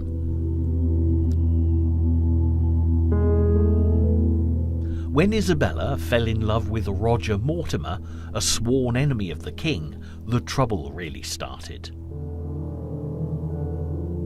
The pair deposed Edward and had him imprisoned in this cell at Berkeley Castle, and seized power in the name of the heir apparent, who would later become Edward III. The king's closest male friends were murdered, and when Edward II failed to die quietly as a result of the noxious fumes from the rubbish pit below his prison cell, he was traditionally disemboweled on the orders of his wife, the conventional and gruesome death preserved for homosexuals back in the 14th century.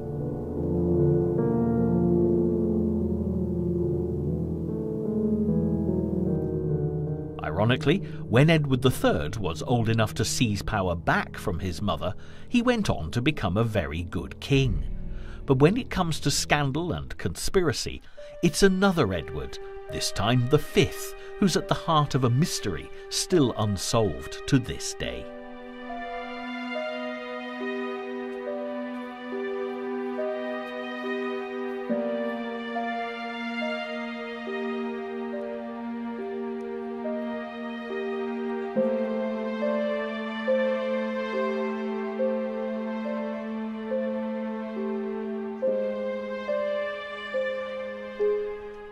A visit to the Tower of London will reveal the sad tale of the 2 princes, one of whom was destined to be Edward V, who, with his younger brother, was in the care of their uncle Richard, the Duke of Gloucester.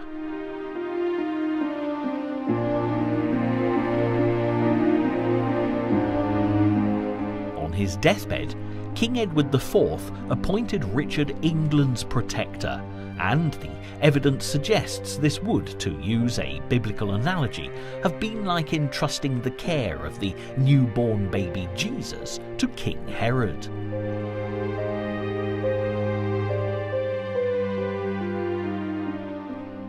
The 2 princes were last seen in September 1483 at the Tower, and the finger of suspicion pointed accusingly at their uncle, the Duke of Gloucester, who, in the absence of the 2 princes, became King Richard III.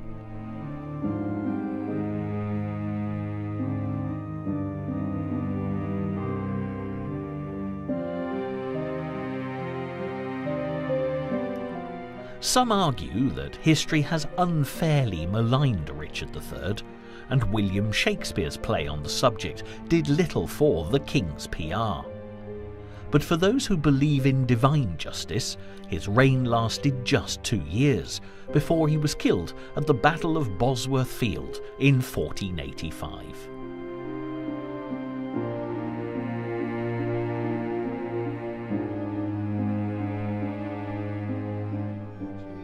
The man responsible for the demise of Richard took the empty throne of England and began a new royal house as Henry VII, the first of the Tudor kings.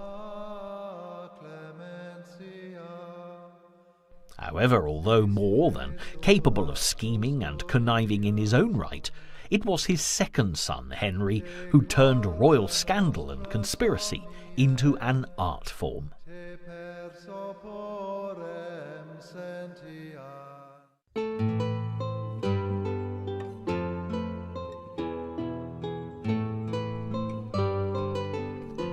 Although looking at the history books, it appears that Henry VIII was obsessed with women, it was in fact the old problem of the succession and producing a healthy male heir that preoccupied him most.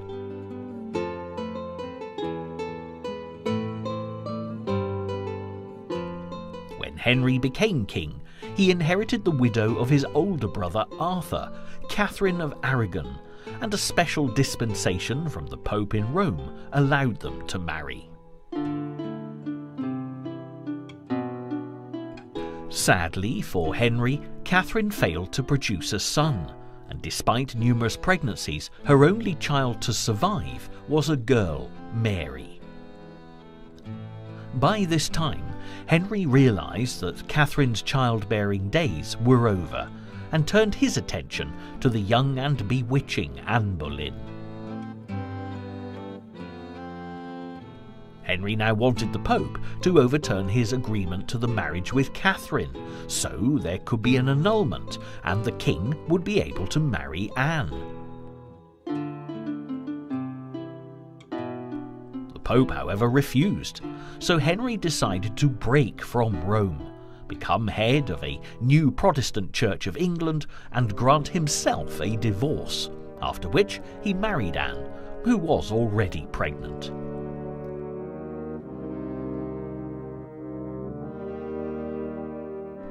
But after all that effort, Anne's child was a girl, Elizabeth, and despite Henry hoping future pregnancies would result in a son, nature didn't oblige, and Anne was swiftly dispatched, accused of adultery, and beheaded.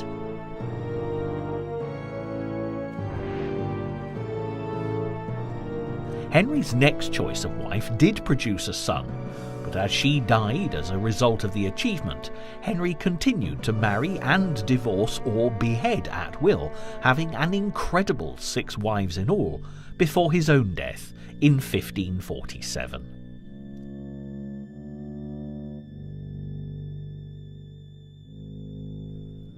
With a new church and boy king, Henry's hopes of a secure succession were left unrealised when Edward VI died in 1553 at the age of 15.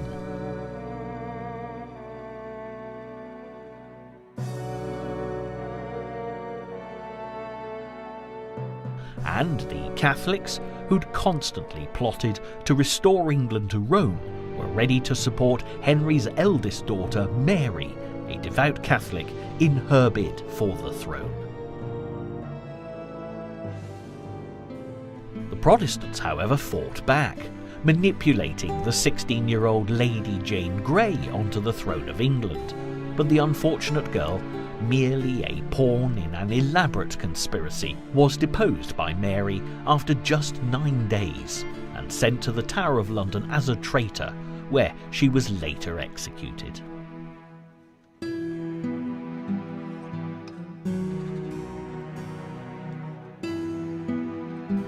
For the Protestants, Bloody Mary, as the new queen became known, lived up to her name, executing as heretics those who refused to convert back to Rome.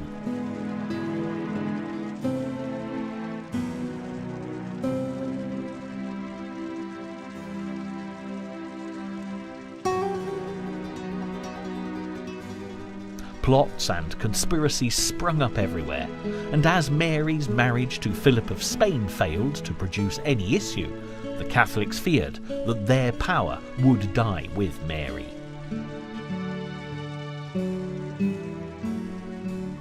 While Mary was still alive, the Catholics had urged the Queen to execute her half-sister, Elizabeth, the Protestant daughter of Anne Boleyn, and the younger girl had shown courage beyond her years when she was imprisoned in the Tower of London.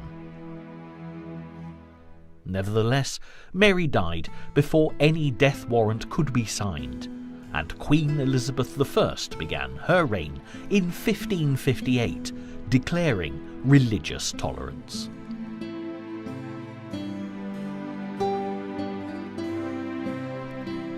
But as the Catholic conspiracies grew ever bolder, fear for her throne made Elizabeth outlaw Catholicism, and just as in Mary's reign, many lost their lives for their beliefs. Even so, Catholic priests still travelled in secret around the country, and many of the large houses, where families stayed true to Rome, constructed priest holes where a man could be concealed, if they were raided when Mass was being said. Here at Harvington Hall, there are priest holes in almost every room, and many priests were hidden here during this period of Catholic persecution.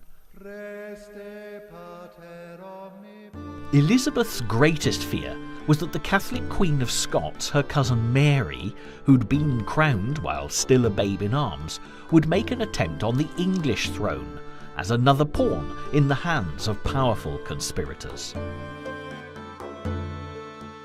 It didn't help that when she grew up, Mary was prone to making disastrous marriages, something that Elizabeth avoided altogether.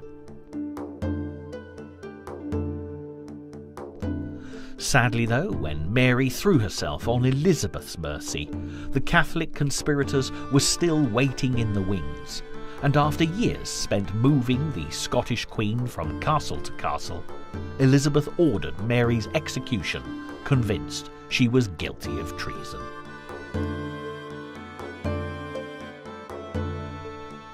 Elizabeth, as the Virgin Queen, ruled England for an incredible 45 years.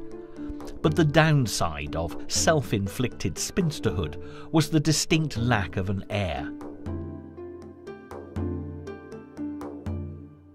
Ironically, the son of Mary Queen of Scots became James I, uniting England and Scotland as the first Stuart king in 1603.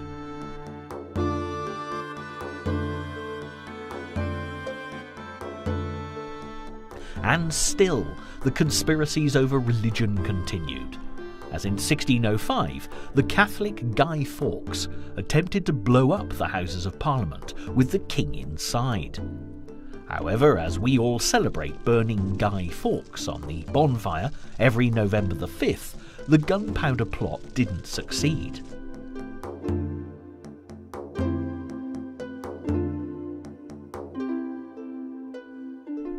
As the century progressed, and James I was succeeded by his son Charles I, England was plunged into civil war when Oliver Cromwell and his parliamentarians challenged the divine right of kings. The upshot was that Charles was beheaded, and Cromwell made himself Lord Protector until Charles II was restored to the throne, returning in 1660 from exile in France. During Cromwell's Puritan years, there was little opportunity for scandalous behaviour. He even cancelled Christmas.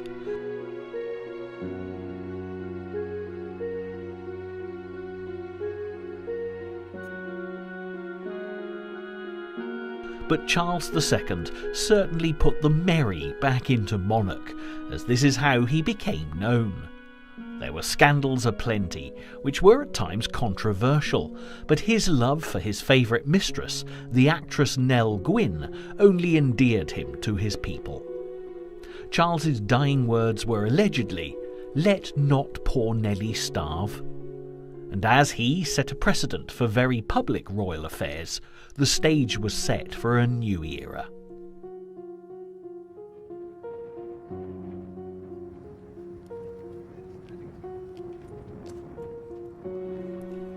The Stuart line came to an end in 1714, by which time the Act of Settlement had been passed, ensuring the succession remained Protestant, and as the German House of Hanover provided the nearest relations to fit the bill, George I arrived from Germany to take the throne, unable to even speak English.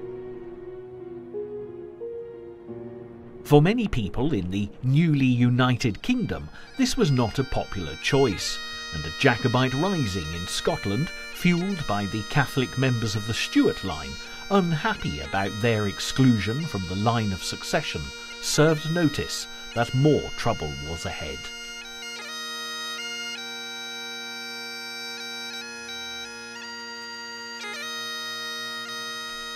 It was actually in George II's reign that the Stuart bonny Prince Charlie marched an army of fierce Scots south towards London, only to turn back on the advice of turncoat spies to face defeat on the bloody battlefield of Culloden. The next George III was without doubt the best of the bunch, but sadly ill health has meant he's gone down in history as having been mad. However, in a programme about scandal and conspiracy, it's his eldest son George who proved to be something of an expert.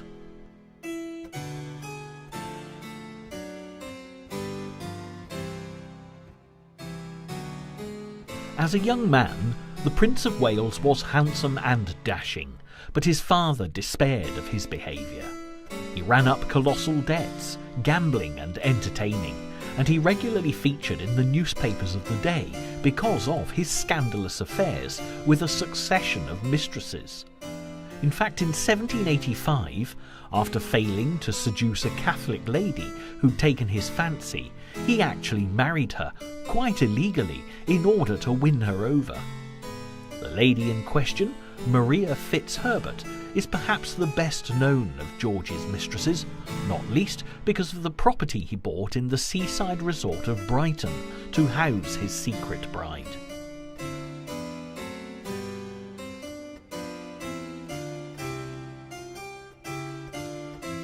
Just as the Georgians flocked to the spas of Bath and Cheltenham to take the health-giving waters, they also believed sea bathing to be equally efficacious, and seaside resorts were developing at a rapid pace. George III had a fondness for Weymouth, but his son chose Brighton, as far away from his father as possible, whether at the seaside or at court in London. However, when the Prince of Wales called on the services of architect John Nash, the man responsible for many of Bath's beautiful buildings, to renovate the secret hideaway, it became anything but inconspicuous.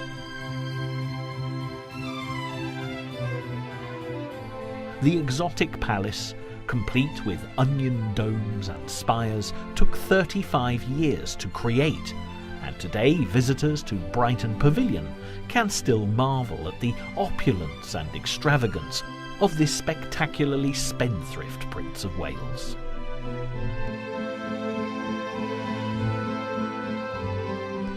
Interestingly, architect John Nash also transformed Buckingham Palace when the Prince became King George IV in 1820. George III had bought Buckingham House with a view to creating an alternative royal residence to St James's Palace, which he described as a dust trap, but became ill before he could begin renovations.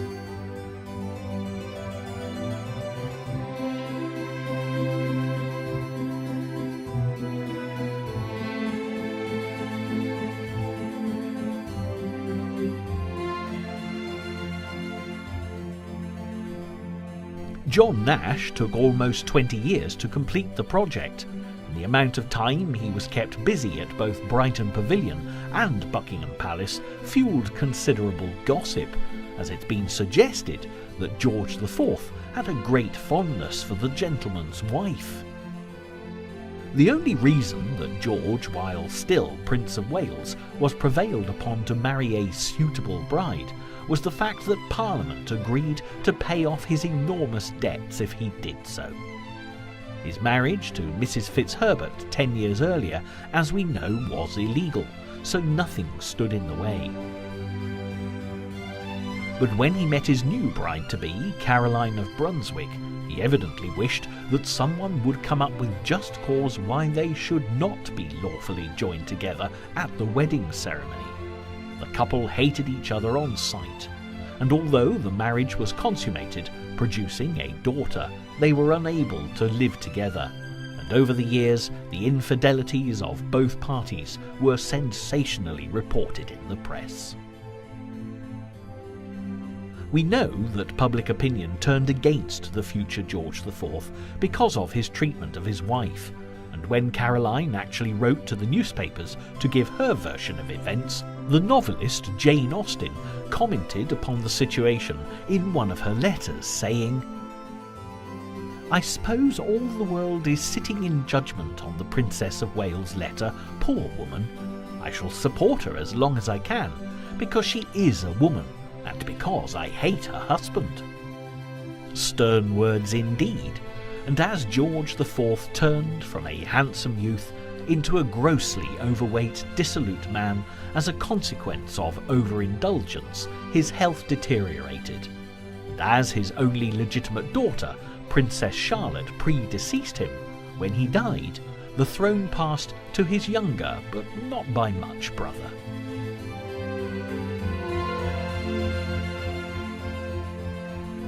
When it came to scandal, William IV had led equally as colourful a life as George IV. As Duke of Clarence, William had lived with the actress Dorothea Jordan for 22 years, and they had 10 children, all of whom were of course illegitimate.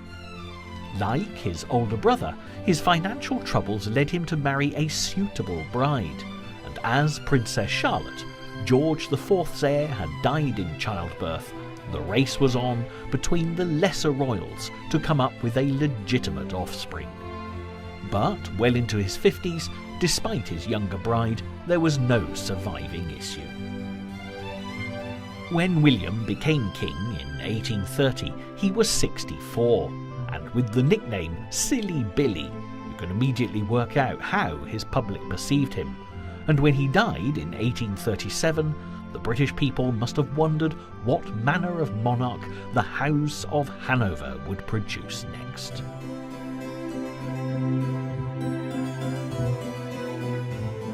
From the madness of the much-loved George III and the much-hated reprobate George IV, right through to Silly Billy William IV, the prospect was far from promising. However, waiting in the wings was a young girl, just 18 years of age, about to turn around the reputation of this royal house.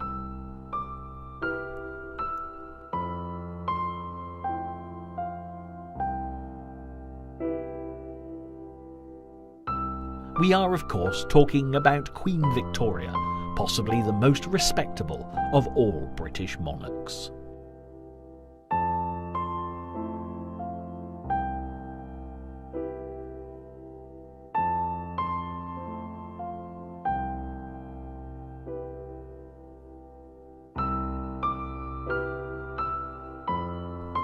With the restoration of moral behaviour, Victoria led by example, marrying her beloved Prince Albert in 1840 and producing a secure succession of 9 children, including 4 sons. Now you may be wondering how Queen Victoria's exemplary good name could possibly be associated with either scandal or conspiracy. But travel back in time to the autumn of 1888 and the London slums of Whitechapel, and you'll uncover an intriguing royal conspiracy that is still a source of frenzied speculation to this very day. Extra! Extra! Whitechapel Mini strikes again! Freedom finale! Jack the Ripper, Terror of London!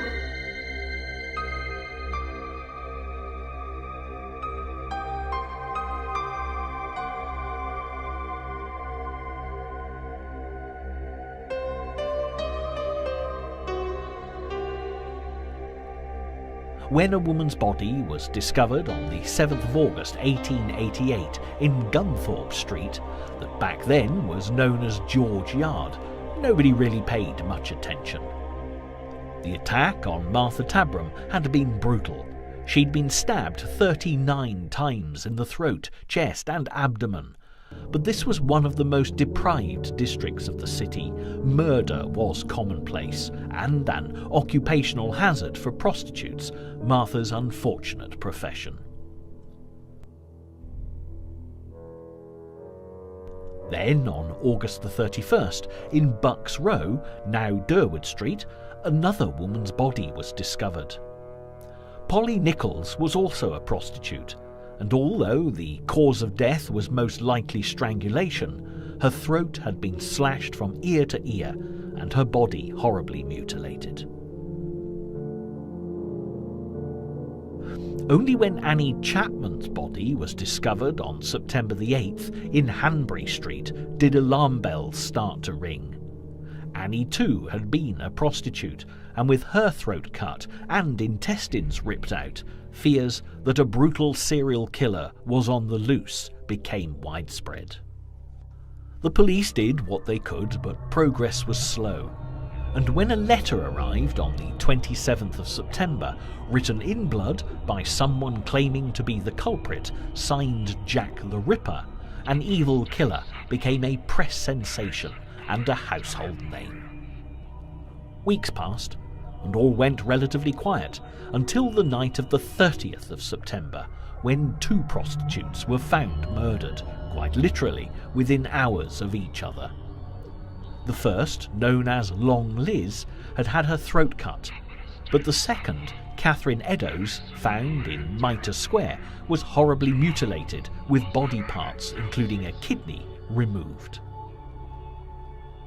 The murders were becoming more and more horrendous, and when the body of Mary Kelly was discovered on the 9th of November, her mutilated body was unrecognisable. The scene of crime images are as truly appalling to look at today as they were back in 1888, and the police search for Jack the Ripper intensified. Mary Kelly's death is officially the last of the Jack the Ripper murders, and the true identity of the killer has never been uncovered, although many theories have been put forward over the years. And this, quite incredibly, is where Queen Victoria has become a part of the Ripper legend, to such a degree that there have even been those who have suggested that Jack the Ripper was none other than the Queen herself. In all the many thousands of books written on the subject of Jack the Ripper since that fateful autumn of 1888, little credence has been given to the theory that the royal grandmother was stalking the streets of Whitechapel, killing and mutilating prostitutes. However, the conspiracy theorists have a much more believable version of events that puts Queen Victoria and members of her household under the spotlight, most significantly, the royal physician Sir William Gull. Queen Victoria's grandson, Prince Albert Victor, was destined to become the heir apparent, as the eldest male child of her firstborn son, the future Edward VII.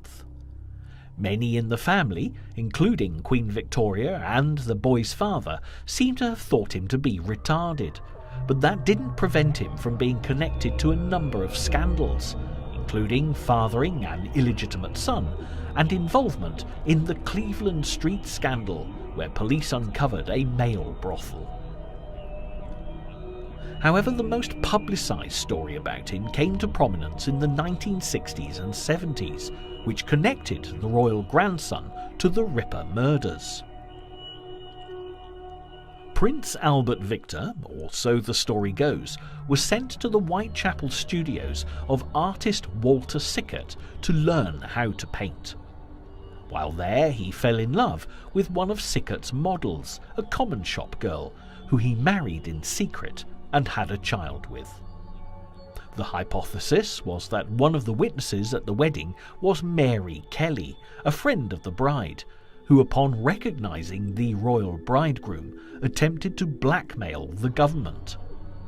As a trusted royal servant, Sir William Gull was dispatched to murder Kelly and all those she shared the information with, namely the other Ripper victims, and make it look like the work of a madman.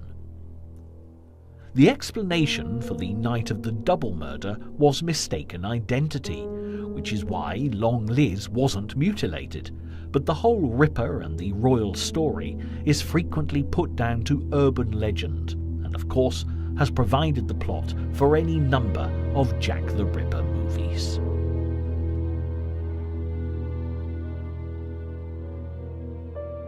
Prince Albert Victor actually died quite unexpectedly just 4 years after the Ripper murders at the age of 28, with the cause of death given as flu. But this is perhaps where the real royal conspiracy lies. There are 3 other alternatives given for what might have happened to the unfortunate prince, the first being that he died of syphilis as a result of his dissipated lifestyle. The second option is rather more sinister, as rumours spread that he'd been given an overdose of morphine to avoid an unsuitable heir succeeding to the throne. And lastly, the most bizarre option, suggesting that the death story was a cover-up for the prince's madness, with the young man being dispatched to an asylum on the Isle of Wight, where he allegedly lived unseen until his death in the 1920s. Whatever the truth behind all these conspiracy theories, their association with Queen Victoria is absolutely fascinating, and even if nothing more than over-imaginative flights of fancy, the stories show a very dark side of Victorian London, not so far removed from the magnificent facade of Buckingham Palace.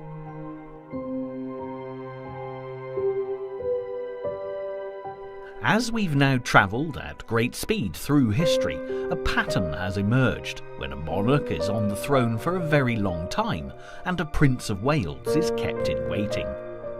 It was true in George IV's case, and as Queen Victoria ruled Britannia for an incredible 63 years and 7 months, her eldest son had to wait until he was 59 to take on the role he'd been preparing for all his life.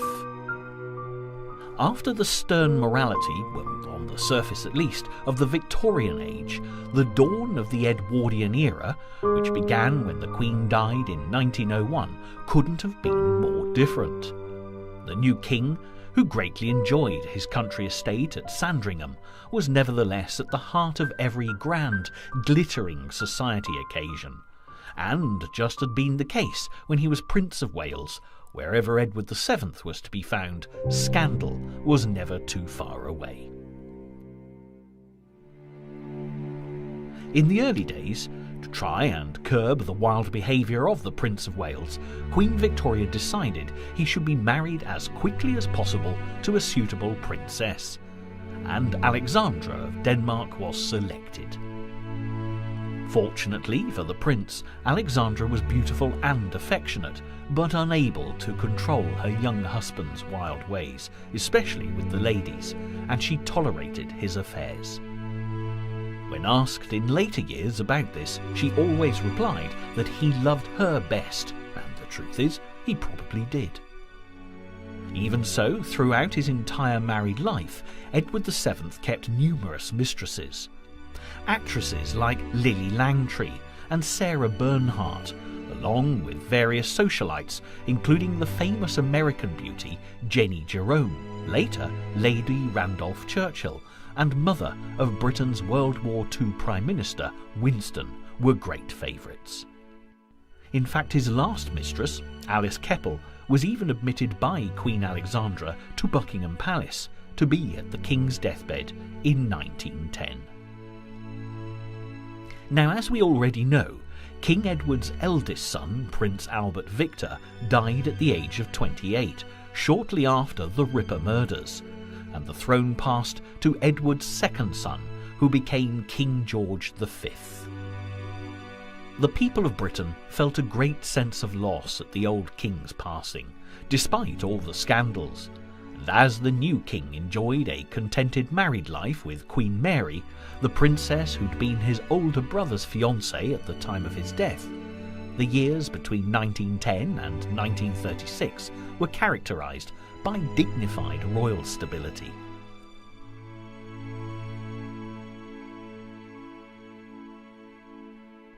But with World War II looming large when George V died, the Prince of Wales in waiting had an even greater bombshell to drop on the people of Britain. Like other monarchs before him, George V was well aware of his eldest son's shortcomings, and even warned Prime Minister Stanley Baldwin that after becoming king, the boy would ruin himself in 12 months. This was a prophecy that proved to be truer than he could possibly have known. Edward VIII became king on the 20th of January 1936, and a scandal even bigger than the affairs of Edward VII rocked the nation. The king announced his intention to marry his American mistress, the already twice married divorcee Wallis Simpson, provoking a constitutional crisis that was only resolved by Edward's abdication on the 11th of December. Just as his father had predicted, Edward VIII had lasted as king slightly less than 12 months, but as his brother stepped forward to become King George VI, at least the monarchy, although seriously shaken by the abdication, was able to survive. Through the hard years of World War II, George VI and his family stood shoulder to shoulder with their fellow Londoners as Hitler's Luftwaffe blitzed the city with nightly bombing raids. Then,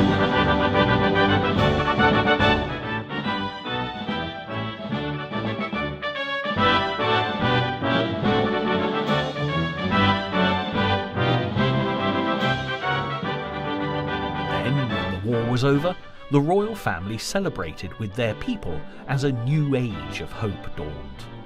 George VI and his wife, Queen Elizabeth, had restored the nation's faith in the monarchy, and when the king died as a result of ill health in 1952, his eldest daughter, as Elizabeth II, came to the throne equipped with a sense of duty and willingness to serve beyond her 25 years. And so we come right up to date. But in the final years of the 20th century, with millennium celebrations on the horizon, a royal tragedy occurred that once again threw the monarchy into disarray, resulting in conspiracy theories threatening far-reaching consequences for the constitutional monarchy. When Queen Elizabeth attended the wedding of her eldest son, Prince Charles, to Lady Diana Spencer at St. Paul's Cathedral in 1981, it must have been with a degree of relief that the succession was going to be safe. Like so many princes of Wales to have gone before him, Charles had been involved with a number of young ladies, some of whom had been a great deal more suitable than others. At the age of 33, it seemed Charles had at last found his very own fairy tale princess to be a mother to his children and eventually become his queen. But sadly, this is one fairy tale without a happy ending, and by the 1990s, the delightful family snapshots of the Waleses with their two sons, Princes William and Harry, were nothing more than a facade. The very public separation and then divorce of the Prince and Princess of Wales in 1996 meant that the couple's private affairs were splashed right across the media, and the people of Britain's adoration of Diana, Princess of Wales, resulted in a significant downturn in the popularity of the royal family firm. News that the Prince of Wales had conducted a long-term affair with Mrs. Camilla Parker Bowles turned public opinion further against him, and Diana continued to be the most popular royal, even though her HRH status had been taken from her.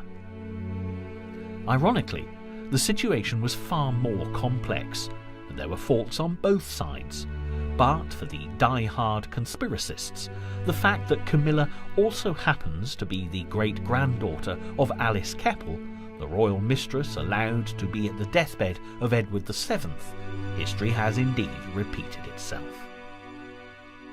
Whatever the wrongs or rights of the much publicised breakup of Diana and Charles, when news came through that Diana had been killed as the result of a car crash in a Paris tunnel in the early hours of the 31st of August 1997, the nation was first plunged into a state of shock and then into a state of grief and mourning.